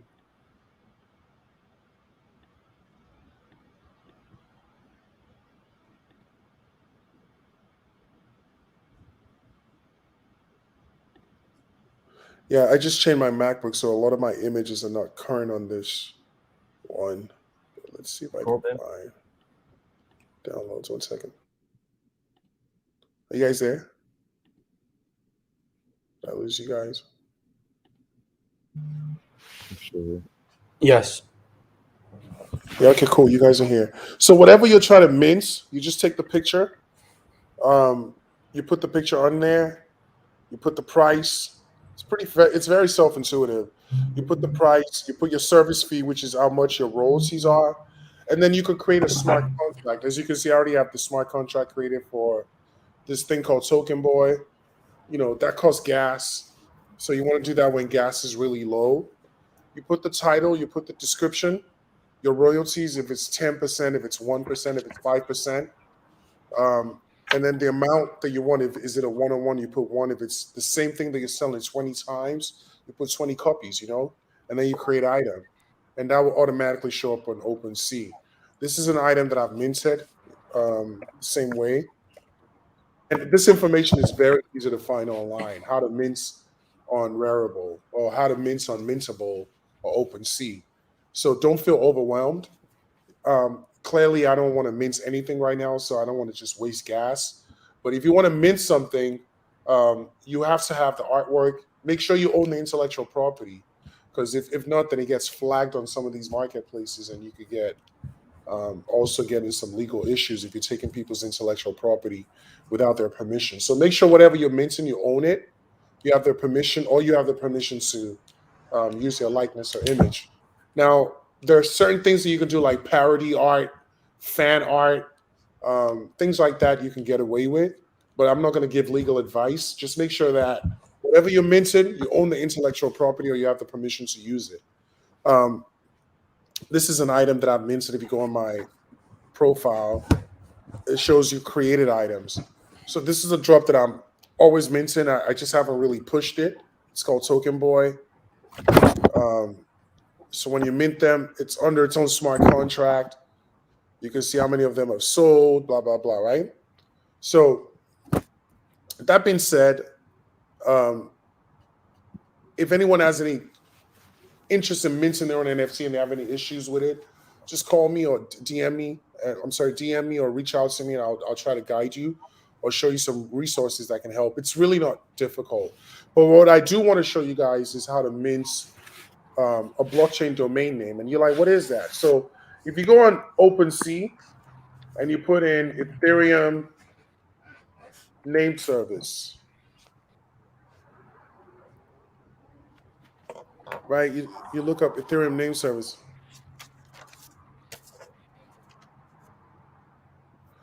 Right? Over 8,500 Ethereum has been traded, over 240,000 items, and over 81,000 people own what we call .eth names, right? I use unlockables.eth, and this is what the purpose for that is. Please, can you turn off that background music? Can you put yourself on mute? Okay, thank you. If you look at these names, stylish.eth, goodhealth.eth, Philip, Volcel, ASAP Mob, Divine, Severe, these names are being minted by people that are speculating that someone is going to buy this name from them, right? If you look at buy now, right, and you look at names that already sold, recently sold, or we look up the highest last sale, these are names that have actually sold.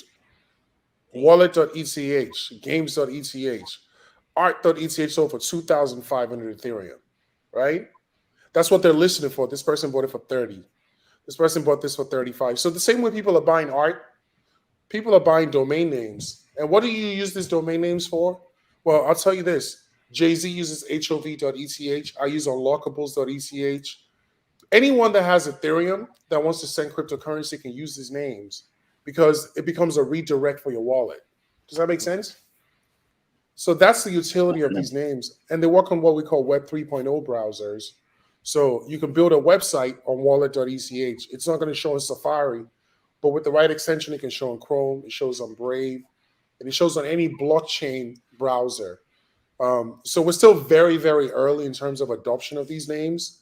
But look, wallet.eth was sold for 75 Ethereum. That's good money, you know. They're asking 1.74, 1.764 million. So if you can find a good name, and this is the fun part of what I teach, if you can find a good name, you can be sitting on a gold mine. Look, some of the names that I have musicfestival.eth. Let me show you guys what I have. Hey, Ish, that's interesting. You have that one. I have jambands.eth. Can't go wrong with it. Yeah. Yeah, so I have musicfestivals.eth. I own afrobeat.eth. I just bought a bunch of .eth names that I feel like they could have a good use case. Someone might want to use it as a redirect one day. I'm speculating at this point. Look, I own knockouts.eth, domain investor, Nft Mastermind.eth,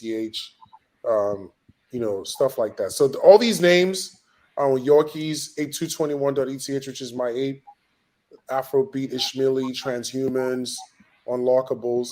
So I'm going to show you guys how to register these names because this is what you should be worrying about minting, right? It's very difficult to create a Bored Apes. It's almost impossible, to be frank with you. But can you make money doing a drop? Yeah, that's a much more advanced approach. But I think this is something anyone can do. Look, I have this name listed for 100 ETH. I don't care how long it takes. If someone comes out here and offers me fucking 20, 50 ETH, I'll sell it to them. You know what's crazy? Last week, Budweiser bought beer.eth. For like 20 or something, or 20 or 40. They paid 96,000. Well, not 120,000. They paid 30 Ethereum for it. Right? So this is going to become a thing. And if you position yourself properly, this is the best thing that I teach that most people aren't aware of. A lot of people we go chasing waterfalls, but this is something you can mint today. You don't need an artist, you don't need a community. You just need to use your regular skills. It's a treasure hunt. It's a digital land grab. So let's get straight to it. Let me show you guys how to print this names. You go to a website called ens.domains. ENS stands for Ethereum naming service, right? And if you want to register a name, once you go on ENS domains, you launch the app. And then you have to connect your wallet. You see right there? Boom. Connect my MetaMask.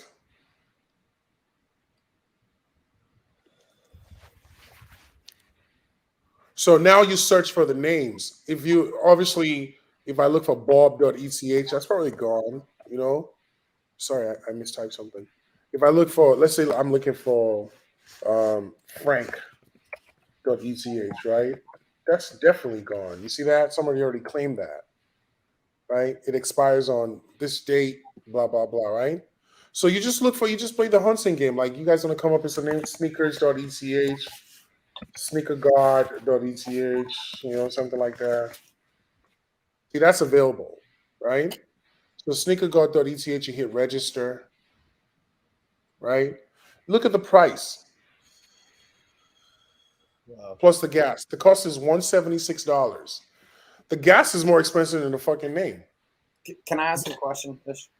Mm-hmm. Is there a site that you use to monitor the gas? I know it fluctuates when there are drops and stuff like that, and that increases it. But because that was the issue with these. I mean, they were expensive to mint as opposed to what it's costing. Like the $5 versus the the gas fee, the 0.044 or whatever it is. Is there? Yeah, there are a couple of websites that you can use to track the gas. You can use there's a website called, I think it's echgas.watch. And I just did a simple Google search for that. It's not something that, Yeah, I mean, I this is looked at it too. I just wasn't sure if there was one that quite a few popped up, so I wasn't sure if there was one. Yeah, there are quite a few. I just basically just try to figure out what the current gas price is because, and so to answer your point, you want to pay attention to the gas price when you're buying things, when you're minting things, because, it depends on how busy the Ethereum network is. And this is why a lot of people are very bullish on Solana and other platforms, because gas is really an issue. You know what I mean? It gets expensive. Like the gas for this costs more than what the fucking name costs. I mean, it's ridiculous. Right? But see, a name like that will cost you, now the gas just went up. Remember it was 176? So you want to definitely monitor gas. That's elaborate on that. You see right now, gas is what it costs to run transactions on the Ethereum network. So anytime you mint an item, you sell an item, you list, you do anything on Ethereum, you send money on Ethereum, there's always a gas fee that is charged, and that gas fee is not stable. It varies depending on how busy that network is. Right now, Ethereum is very busy, and obviously Ethereum is also very expensive.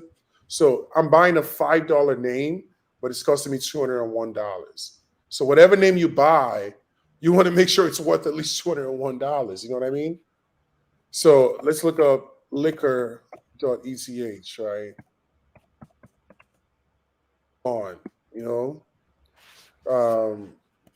Casamigos. Soccer. It's gone, dude. It's gone. Search that. I can bet you money. I believe it. I'm just throwing. I'm throwing the dice. I'm trying to get one. So this is the point. This is the point. Like, if you're trying to buy one, the first thing you should do is get your name. Think about a name that you want to be identified with. If I told you right now, hey, I'll send an Ethereum, I'll send an NFT to somebody, the best thing you want to do is give them a name that they can remember. You know what I mean? People hate dealing with copying and pasting, and it just makes it very inconvenient. You want to make it easy for people to find you and people to pay you. So, look for a name that people already know you by. I own ishmaeli.eth, right? So that's the first thing you should secure is your name or something, or an industry that you want to control, or you want to have, that you understand, and you're early, and people in this industry are going to coming in later, So a name like boost.eth is gone. Smokeshop.eth gone. Organic buds.eth because I own the duck. Fish.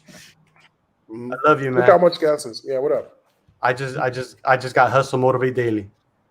There you go. Good name. Yes, sir. So now what you want to do is you want to resolve, and you should study this, how to turn your regular Ethereum address to Hustle Daily, Hustle Motivate Daily. All right, say that one more time. Resolve. So you see when you register the name, yes, you keep going where it says request to register. Keep going. Yes. And then it's going to give you an option where you can transfer your current. Like you want to use this as a redirect. So there's going to be a way where it's going to ask you, do you want to connect this to a wallet address? Got you. Okay, because I saw when you connect your wallet address, it said read only, so it doesn't have full permission, right? Is that what you're saying? Yeah, you wanted to resolve to something. So basically, this name right here, smokeshop.eth, this is the address that controls it. Got you. So if you look at my address, look.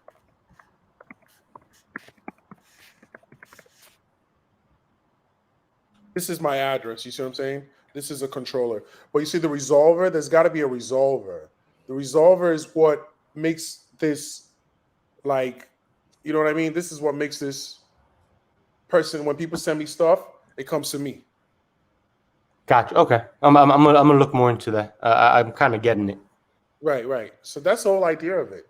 And that's not automatic. You have to set that in. You have to set that exactly. Because I'm not sure if I did, but can you do that after you've minted them or no? It's after you've done it, because otherwise you have to be the controller, because if you don't, you can only set the resolve. You can only set the resolve on this if you're the controller and are logged into your wallet. So you got to be logged into your wallet. And then, so if they're not resolved, what is that? What's the difference there, other than if it's not resolved, this person can take control of your wallet wherever is the resolver. So you know what I mean. So you want to definitely use the public result. You want to use the result. You want to have control of your wallet. Is what I'm saying.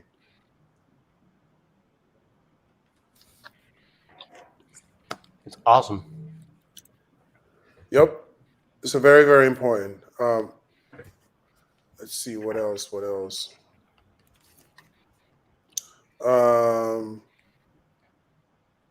see. Yeah, that's pretty much it. So, does anyone have any questions? I think we went through everything.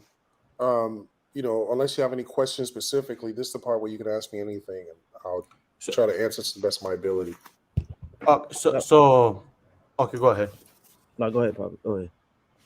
So, like, let's say you're minting a collection, right? And you don't own the rights to the intellectual property. How do you draw? Where would be the first place I go to kind of look up how to draw that contract up between the parties so we can release the NFT? Well, that's more of a legal question, and honestly, I'm not, an attorney. So I think if you're trying to use someone's intellectual property, the only advice I can give you is, you can create an NFC with anyone. I've seen it being done, but if you want it to be an official NFC, you definitely have to have some sort of working agreement with them. Otherwise, no one is going to even buy the NFT, because that person's fan base is not going to know that they're approving it. You know what I mean? Like, there are people that make Floyd Mayweather NFTs, but the fact that Floyd says go to Floyd NFC, that makes it the official one, right? So if you're trying to do something more complicated like that, that's more of a business thing. You got to make sure that you have all your ducks in orders. So you have to be more transparent, like who you're working with, that type of thing, before I can advise. If you're being vague, I can't really help. You know what I mean? No, for sure. I understand that. And I respect that in some situations you don't want to reveal things, which is smart. So all I can say is, like, we have laws, and if you violate someone's intellectual property, they can come after you. No, most definitely. I mean, I might as well just say it now, man, because I definitely learned from this class, and I feel that you got the sauce, so professional. So, man, my friend is connected with Soldier Boy, and that's pretty much how all this came about. And he's already the graphic designer that does all the artwork for Soldier Boy. So now he's just trying to release the NFT, and I'm pretty much going to be part of the marketing team, and I'm putting all this together for him. That's good. Along with the other guys. So the thing here is, I just want to make sure, like you said, I cross all my T's and dot all my I's moving forward. And I just needed to know more or less, like, contract stuff more. But I guess you're right. I have to talk more to a lawyer or attorney for that. Yeah, and that's something I can help with, but that's not in the scope of what we're doing here. Hey, Ish, I've got a question, if you don't mind. So going back to the resolver and stuff. So I just went onto my account, and so do I need to set this right now? So basically I have shakedownstreet.eth. And it's saying transfer, set, renew, and then under resolver it's saying set. So do I need to do that on each one of these? Let me get back with you on that. I have the ENS guy. It's something that I'm still trying to really, really study myself. I actually have a meeting with Brantley from ENS tomorrow, and that's one of the questions I'm going to ask him as well. But I'm going to do some more research and get back with you on that. Yeah, because I click on it, and then it gives me, what you just showed, and it says use public resolver, and then cancel and save, are not highlighted until I click use public resolver. So point your ENS name to your Ethereum address to make it easier to request funds to your name. The video shows you how to. So there's a video here that explains how to set up the ENS resolver. right? I'll look that up. Yeah, because I didn't Yeah. even know that was a thing until you just said it. Mm-hmm. So I would definitely make sure that the resolver is pointed to your address, you know? But they're not threatened or anything because I still own the name. Yeah, you still own it, but I think the best practice would be to do the resolver. Right. That's all. That's all I have to say. Yeah. Any questions? Any other questions, guys? So just to be sure, on that gas, just to elaborate on it. So I guess times where the market is less volatile to avoid expensive gas, you said that's when? It varies, man. You just got to check. Okay, Yeah, you just got to about check. checking. Yeah. Yeah, when there's like Yeah. a drop. Am I muted? No, you're Oh, not. yeah. You're good. Yeah, okay. Yeah, like I was looking to get some of the crypto Rastas the other day, and I was like I said, I was out in the woods and stuff, like camping. So I'm like on my phone, I'm trying to get my cousin to like do it for me, and because there was a drop at like 5 p.m. for another thing, like the gas was through the roof.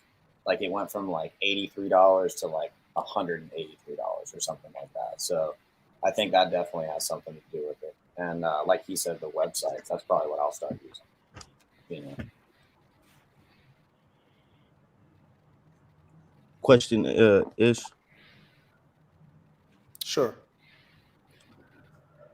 So as far as how to receive offers on our NFTs and how to start selling, is there a way that you could go over that? Because I have like I said, I have 115 of them, but I have none for sale yet because I just I just haven't really.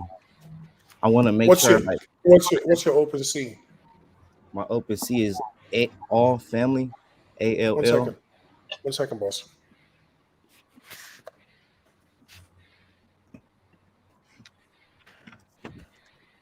I was kind of having the same thoughts too. I was kind of thinking that same question. I would just assume people kind of just see it, when they like as we click on them and like look through like crypto pumps or whatever. Even if they're not for sale, always you can still see them.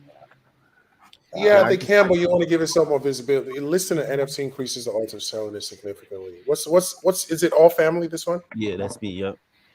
Okay, let me just see what you got. And my Okay, question okay. is pretty much Nice. I just want to I want to set my, from what my things are worth, for sure. But I don't want to just accept the first offer that I get, so Yeah, typically the offers you receive are going to be damn, you went ham on the crypto rosters, huh? Yeah, okay. So typically, did you mint this Chibi Dinos? nah, negative. I got them I couldn't see, so this is why I was bad. This is another on the mint day. It just the site, I don't know, again, maybe because it was volatile, I just couldn't mint it, man. And again, when on a mint day, last time we were talked about it, I remember you bringing up medium gas, average gas. So on mint day specifically, should we up it just because it's a mint and it's a lot of people, or just still continue to do medium gas? If that makes sense. Medium gas is typically the best practice. What's that? Now, Even on mint days, like on a mint, like on a launch. it just depends on how strongly you believe in a project. I just don't believe in paying high gas. You know what I mean? Right. It gives you an advantage, of course, but I just don't believe in it. I'd rather recommend you do the medium gas. The Okay. slow is definitely not recommended because you get your NFC hella late. But the medium gas for sure um, helps you. You just bought all these monster rehabs. Nah, negative. I got those on the launch. Yeah, we're trying to we're doing a relaunch to get them back up right now. I've been working with Master Buzz because I was like, dude, I got 58 of these, and what are you doing?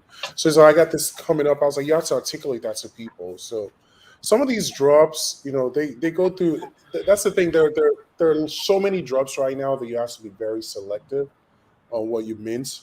Because some of them the price will reduce after the mint. And so most of them, that won't happen. Some of them, that won't happen.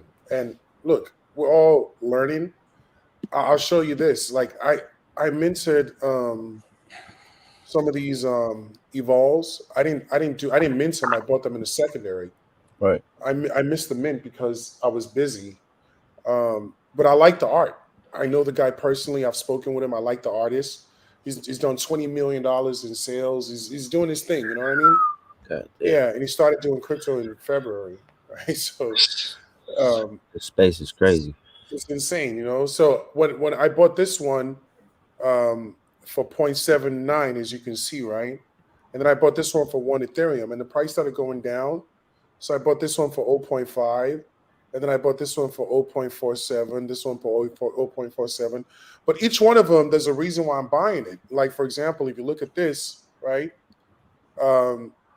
If you look at the properties, there's a property called the couture vision, the couture vision, right? Only 2% of the whole collection have that.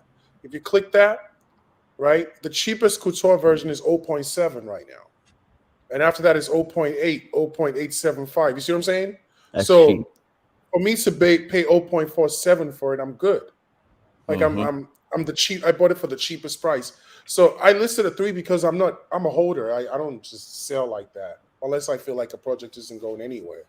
Like I took an L on Stoner Cats yesterday. I was like, yo, this stuff that I've voted for a while, it's not going anywhere. I don't believe in the project. They're not communicating with people. Boom. I sold it. I bought other stuff. You know, the reason why I bought this Canine Cartel was I bought Strawberry, what the fuck, I minted those. And if you have 20, they gave you a free NFT, right? Mhm. So someone made me an offer for, I bought one that's called Strawberry. Let me show you. So this is Strawberry, right? When he came out with the mint, you see how the prices drop badly now? When he came Ooh. out with the mint, It's a grab. yeah, it's look. That's just the floor. That's the floor. That's what. Look, a few, and the ones that people sell that low have the lowest properties. If you really want to see what the real value is, you should always look at the properties right here, right? So look at this, for example, the body. You can scroll all the way down, and you look for the ones with the tuxedo. Ooh, I ain't seen these. You didn't see them because you didn't know how to search for it. Right. So you see this right here? This is a steal. This is 0.06. The other ones are 0.19. You see what I'm saying? Damn. You buy this, you list it for 0.2. That's a layup. Yeah, for sure. Pick that one up. Oh, But that's how you find gems. You have to look at the properties. You see what I'm saying? As long as gas is cool, I'm not gonna pick it up because the gas is not worth it. You can have it if you want it. oh, look. But And see, then that's the what, royalties. Oh, my bad. go ahead.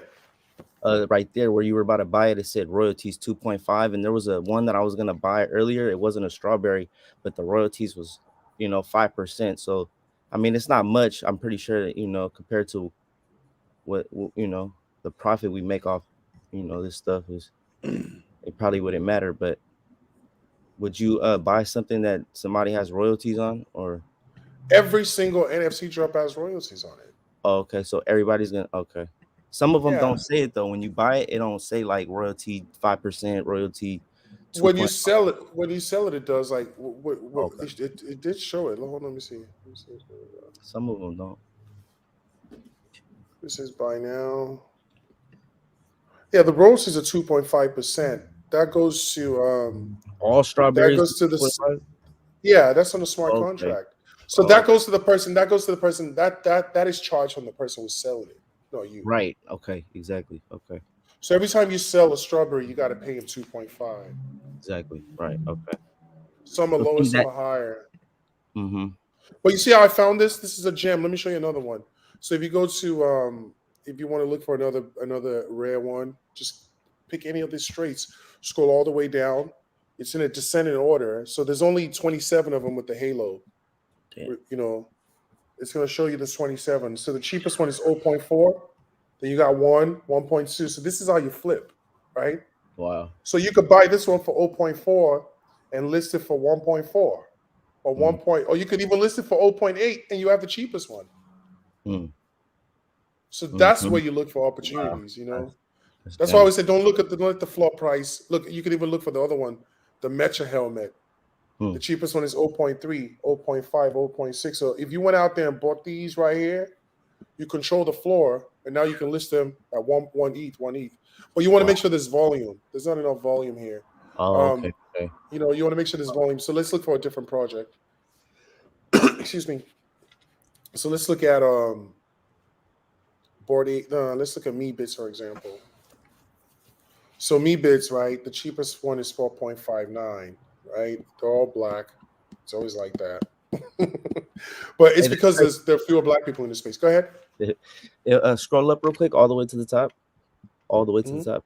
So volume traded, is that daily? No. That's the total volume traded. Okay. That's the total volume of bits traded. It's a Wow. lot. So you see this right here? This is that means a lot of people traded, right? That's what that means, versus 500 or 99 or whatever. So you see this bit right here, 4 point. This is the cheapest bit right now is 17 grand. If you look at the properties, it tells you hair color dark, T, blah blah blah, right? So forget that for a second. If you want to search like a rare bit, come over here on this properties. So you go to the main page for the drop. Check under the properties right here, right? So you see where it says jersey number, overshirt, pants. So I would do something like this. Beard, right? Scroll all the way down. Only 113 of them have a medical mask. You see that? You see the price now? Wow. That's the big boy game now. Well, you see what this sold for? 14. They're selling for 29. This is how people play the game on a high level. Wow. Right? Okay. You see the glasses? The ones with the glasses. There's only 120 with 3D. Look at the price. 31. You want to see what that looks like? 123,000. Look at the transaction history. Look at the offers. 5 ETH. Steal. They're trying to steal it. This person bought it for 18.5 a month ago. And now they're listing it for 31. So you have to buy the ones with the rare traits if you really want to make good money, I try to, and that's go ahead. And this is why people mint. When people mint, they're hoping they can catch a good one like this, Right. Yeah, so like the way I would go on the priorities, and like, so the ones that I would buy on OpenSea, I try to find ones with like 0.0, people having it, as far as like the traits or whatever. Yeah, but you see, you can also look at the floor price. If you buy, I bought an NFC yesterday called Crypto Pills, right? Definitely the way that you just showed me on how to look up, better NFTs, as far as priority wise. I'm gonna start doing that instead of just buying anything randomly. So you see, this is called Crypto Pills, right? The floor is now 0.24. I bought one yesterday. I bought one yesterday for 0.2, right? 0.19. And if you want to look at the properties of the rare ones, you see what I'm saying? You come over here. Any of these properties, accessories, there's only accessories. There's only 6 with the gold angel. Look at that shit. See the price? Oh wow. And it's on the low to high, right? Is that low to high? Yeah, this is low to high. Yeah, some of them are not listed. But there's only 6 of them like this. The same thing with canine cards. And then you can also go on Rarity Tools and look up the whole collection. Sometimes what I'll do is I'll look up a whole collection. Like right now, Floyd Mayweather's dropped. We're having some issues with the people we hired. We're gonna get rid of them. But because I know what's going on, I'm picking up a bunch of them, right? So if you go on the Floyd drop, look. Well, that's game. I'm gonna go, man. Look at this right here, Floyd's World, right? Sorry, I think that's the wrong one. Yeah. Yeah, that's a fake one.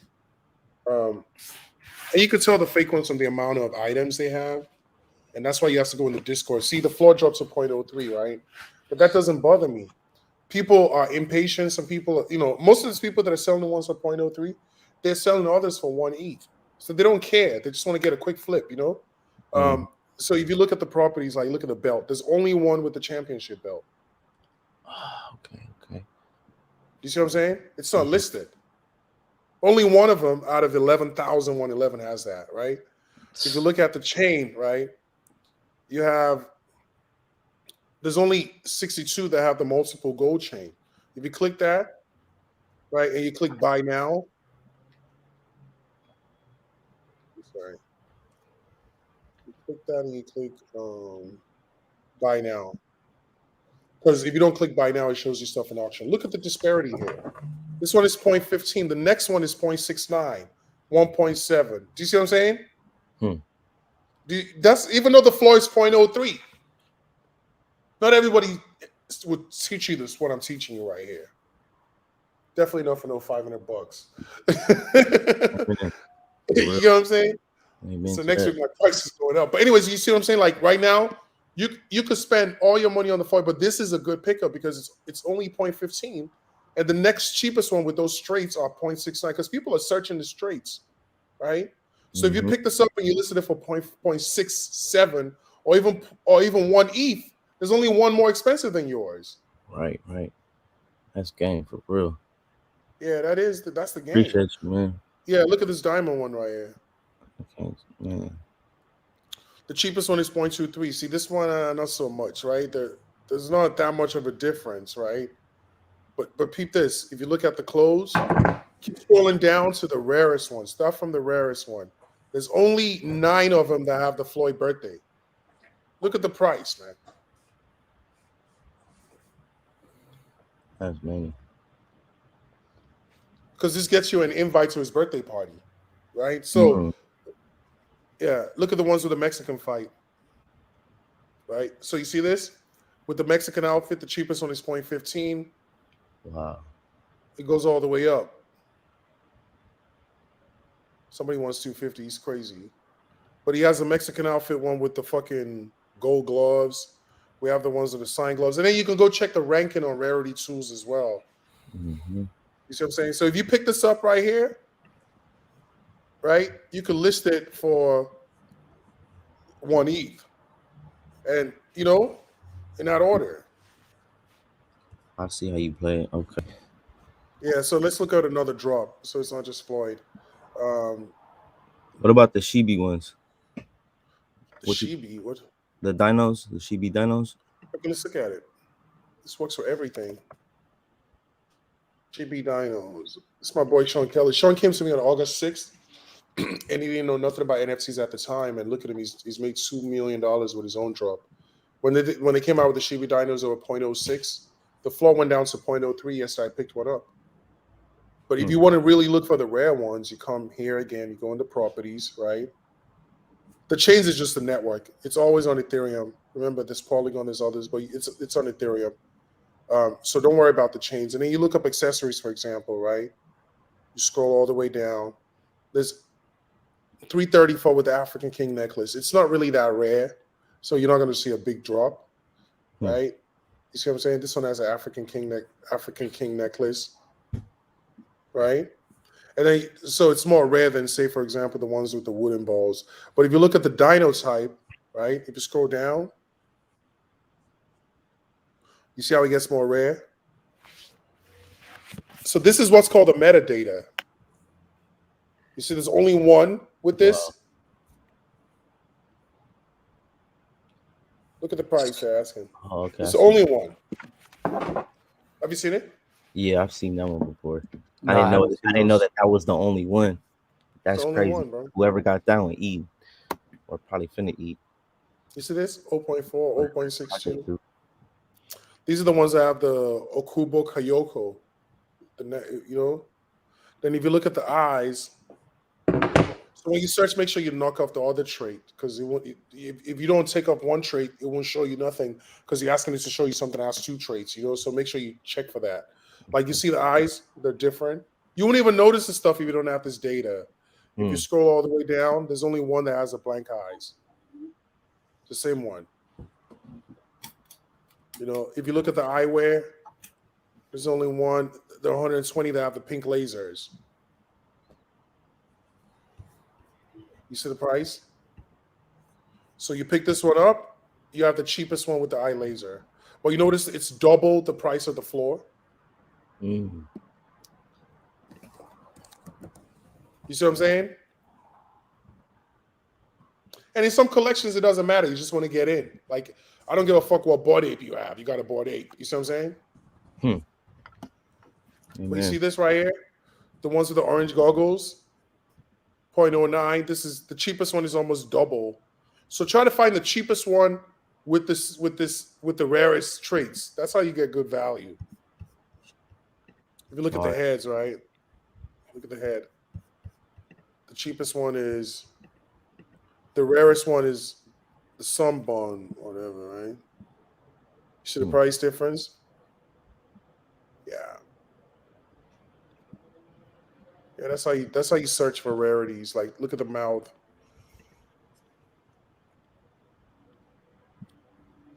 But you get my drift, right? Right. Yeah, Catch it's it. always under the properties. Very I'll do helpful. one more. Yeah, it took me a while to figure this out myself. I was not looking at none of that like the way you were. I've been looking at OpenSea for a week. I have not dived into that, so that's awesome. Yeah. You know, that's what it's about. We teach each other. Creature is something I own two of these, for example. Right? You see the floor 0.73. I bought one for 0.5, one for 0.36. It's the ugliest art you ever see. Look at this shit. Some creepy dude. But if you look right here and you check the background, boom. You see the rare ones, the mints. You see the floor for the mints. Yeah. Even when you check creature, when you scroll all the way down, the one that says aura, look at the floor, 1.89. So if you want to know what you have, like let's say you don't know, like you already minted, like when you mint and you want to see, oh, how rare do I have? You know, what do I have? So let me go to creature. 1 second. So like I said, I have two of them, right? These are my creatures, right? So this one I paid, you can see right there, it says 0.5. This one I paid 0.35. So look at this.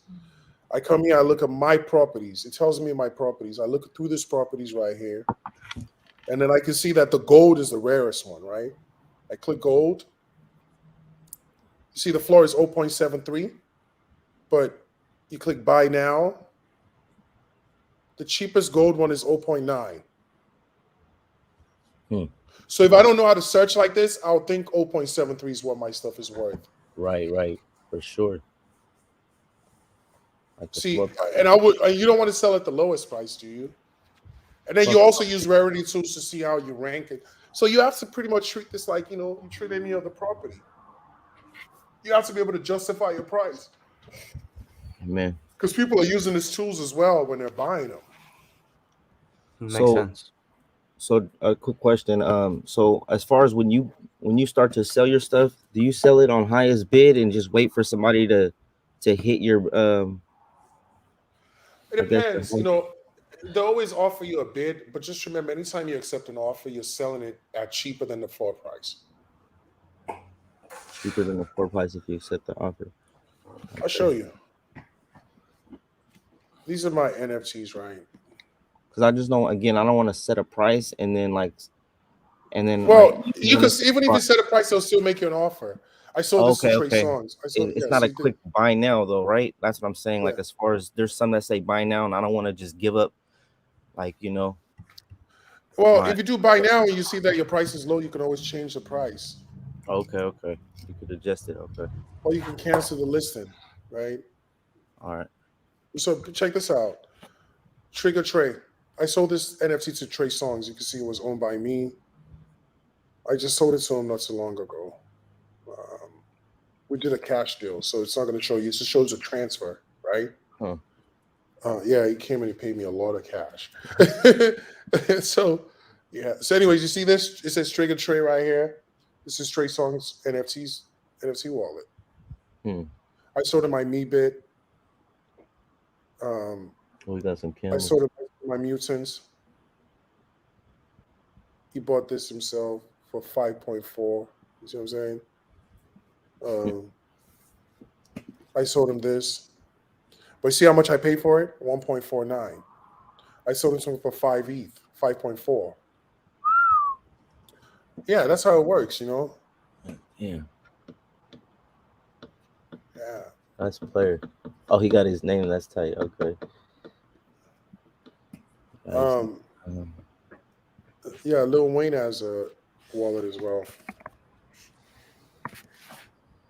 Yeah, I always come and check your your OpenSea wallet. I always be seeing what drops you be getting into, and Yeah, that's not a bad way. I'll I'll tell you this, I'm not perfect. I've bought some, I took my first loss yesterday. Got Stoner Cats, horrible project. I like to get into mints. I'm like mint days. I try to avoid the OpenSea, like second, But Yeah, the thing is, it depends on the project. Like some projects, you mince and you sell early or whatever, or you get the wrong one. Like with the creature one, I bought the ones that I wanted. Look, this is the creature one, for example. Look. So they have to, just because you miss a mint doesn't mean you can't still make money. Look at this one. This one has this. I bought this for 0.5. Look at the properties. It has the mints. You see what I'm saying? It has the meadow flower. Look at the meadow flower. This is the floor on the meadow flower. You click buy now, remember? The floor on the meadow flower is 1.3. Almost double. You see what I'm saying? So I can list this right now easily, comfortably for 4 ETH, and I can probably get my money for it. So if you don't have this data, you don't know what your stuff is worth, and you're going to overpay for stuff as well. Thanks. The mints is just like, okay, you know what? I might get lucky. And that's why you see the floor price go down. Like I minted these yesterday. I don't know what I was smoking. Which ones? This the crypto saints. I don't know. I was just they caught me. They haven't sold out. You know what I mean? But it is what it is. You hit or miss. Like you see how this is coming down now. Yeah. What do you think about the colonies? I don't know anything about it, bro. Gotcha. I can research it. What is it called? The colonies? Colonists. Colonists. The same of the which, what is it called? Another S. And quick question: that website that you said earlier, what was it called? NFT Tips or NFT Tip? NFT Tips. NFT.tips. NFT.tips. This one? This is probably a fake one. Huh? No, not that one. It's not that It's one. a fake version. It's fine. Let me see. Let me try to get it real quick. Yeah, I never heard of it, bro. I found it. Colonists. So first of all, if I was to give you my honest opinion, Yeah, for sure. That's why I'm here. I would stay away from drops that have 25,000 items. Okay. Wow. It's too many of them. You see what I'm saying? And also, when you look at this, for example, the lowest price is 0.04, but look how many people own them, and they're not selling. There's not enough volume traded. So we call this, my friend, a cash grab. Gotcha. You want to look for drops like this. Go on the stats and look at the rankings. Yeah, that's what I've been doing. Yeah, look at the volume traded compared to 200 and something. It's crazy. Big difference. And there are projects that will pick up later. Okay. Projects go through issues, So if you're tapped into the community and you know what's going on, then you might it might be a matter of positioning. You get what I'm saying? Gotcha. Look at this for example. It's not shit I was thinking of right now. I was thinking of something. I lost my train of thought. When you're minting, are you looking to resell right away, or do you give yourself a time frame or a price point? Everyone's situation is different. Like I barely sell my NFTs at this point.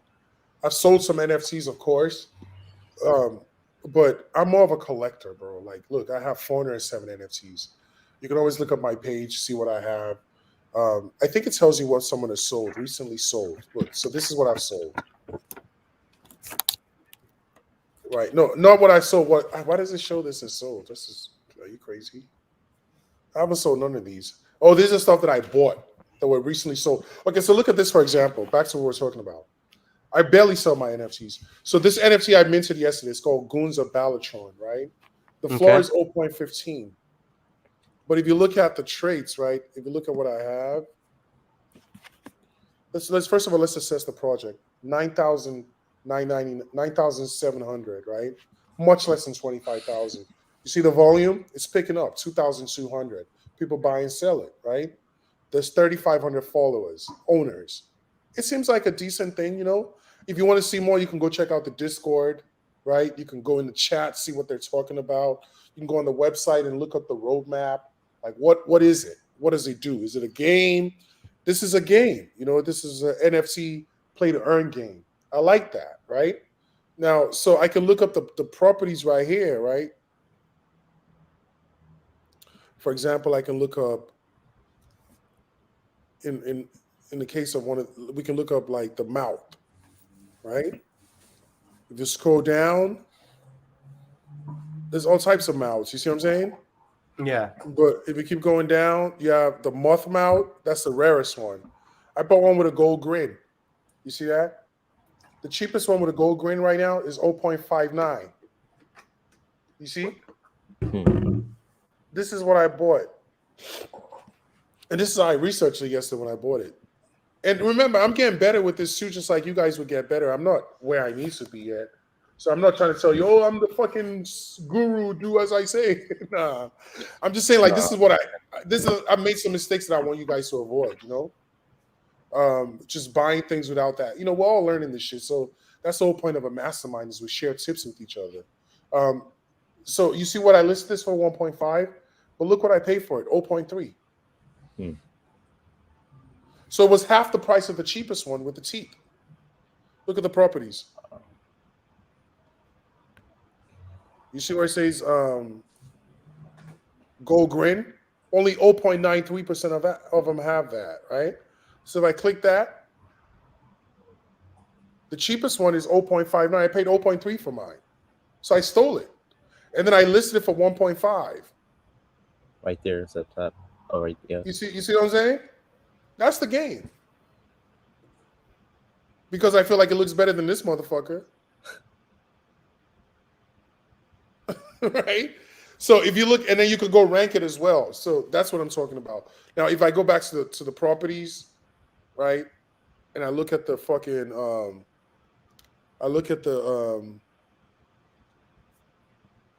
the fur. That's called the Manhattan fur, right? You see the blue ones? And I check buy now. 0.25 is the cheapest one. 0.3. So without the teeth alone, I'm almost close to the cheapest one. So that's how you identify good values, guys. Or good buys. So there's steals out there. But if you're just trying to buy the cheapest one out there, you click on the floor price. It's going to show you, and you take away the trace. All right. You click on it. You know, you can still see what these are worth. Like right now, you can buy this one, this one, this one. But look at this one, for example, right? Look at the properties. You know, when you look at this, you can tell this is a property. The gum. So let's see what bubble gum. Only 1% of them have the bubble gum, right? You click that. The next cheapest one is 0.4. So this is a steal.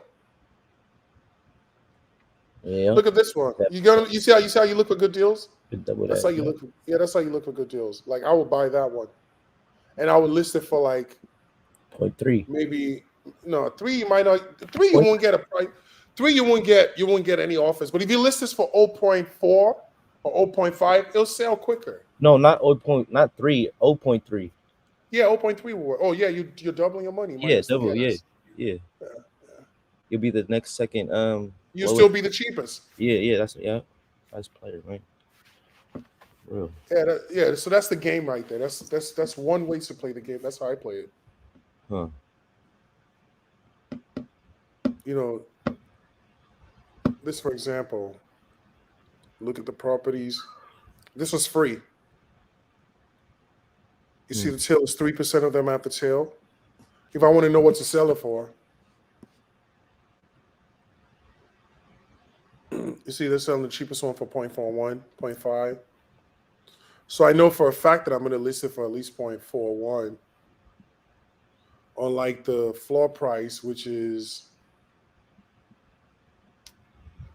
0.3 something. You see what I'm saying? Mm-hmm. That's the game right there, guys, in a nutshell. Hopefully this is very helpful. We've been on for about 2.5 hours. You guys have been very, very, thank you for your patience with the technical issues or whatever. But if you guys need me, just DM me. I got you. I appreciate the support. Enjoy your weekend, okay? Right on. Thank you, man. Appreciate you. All right, peace, guys. All right. Appreciate it, bro. Appreciate it.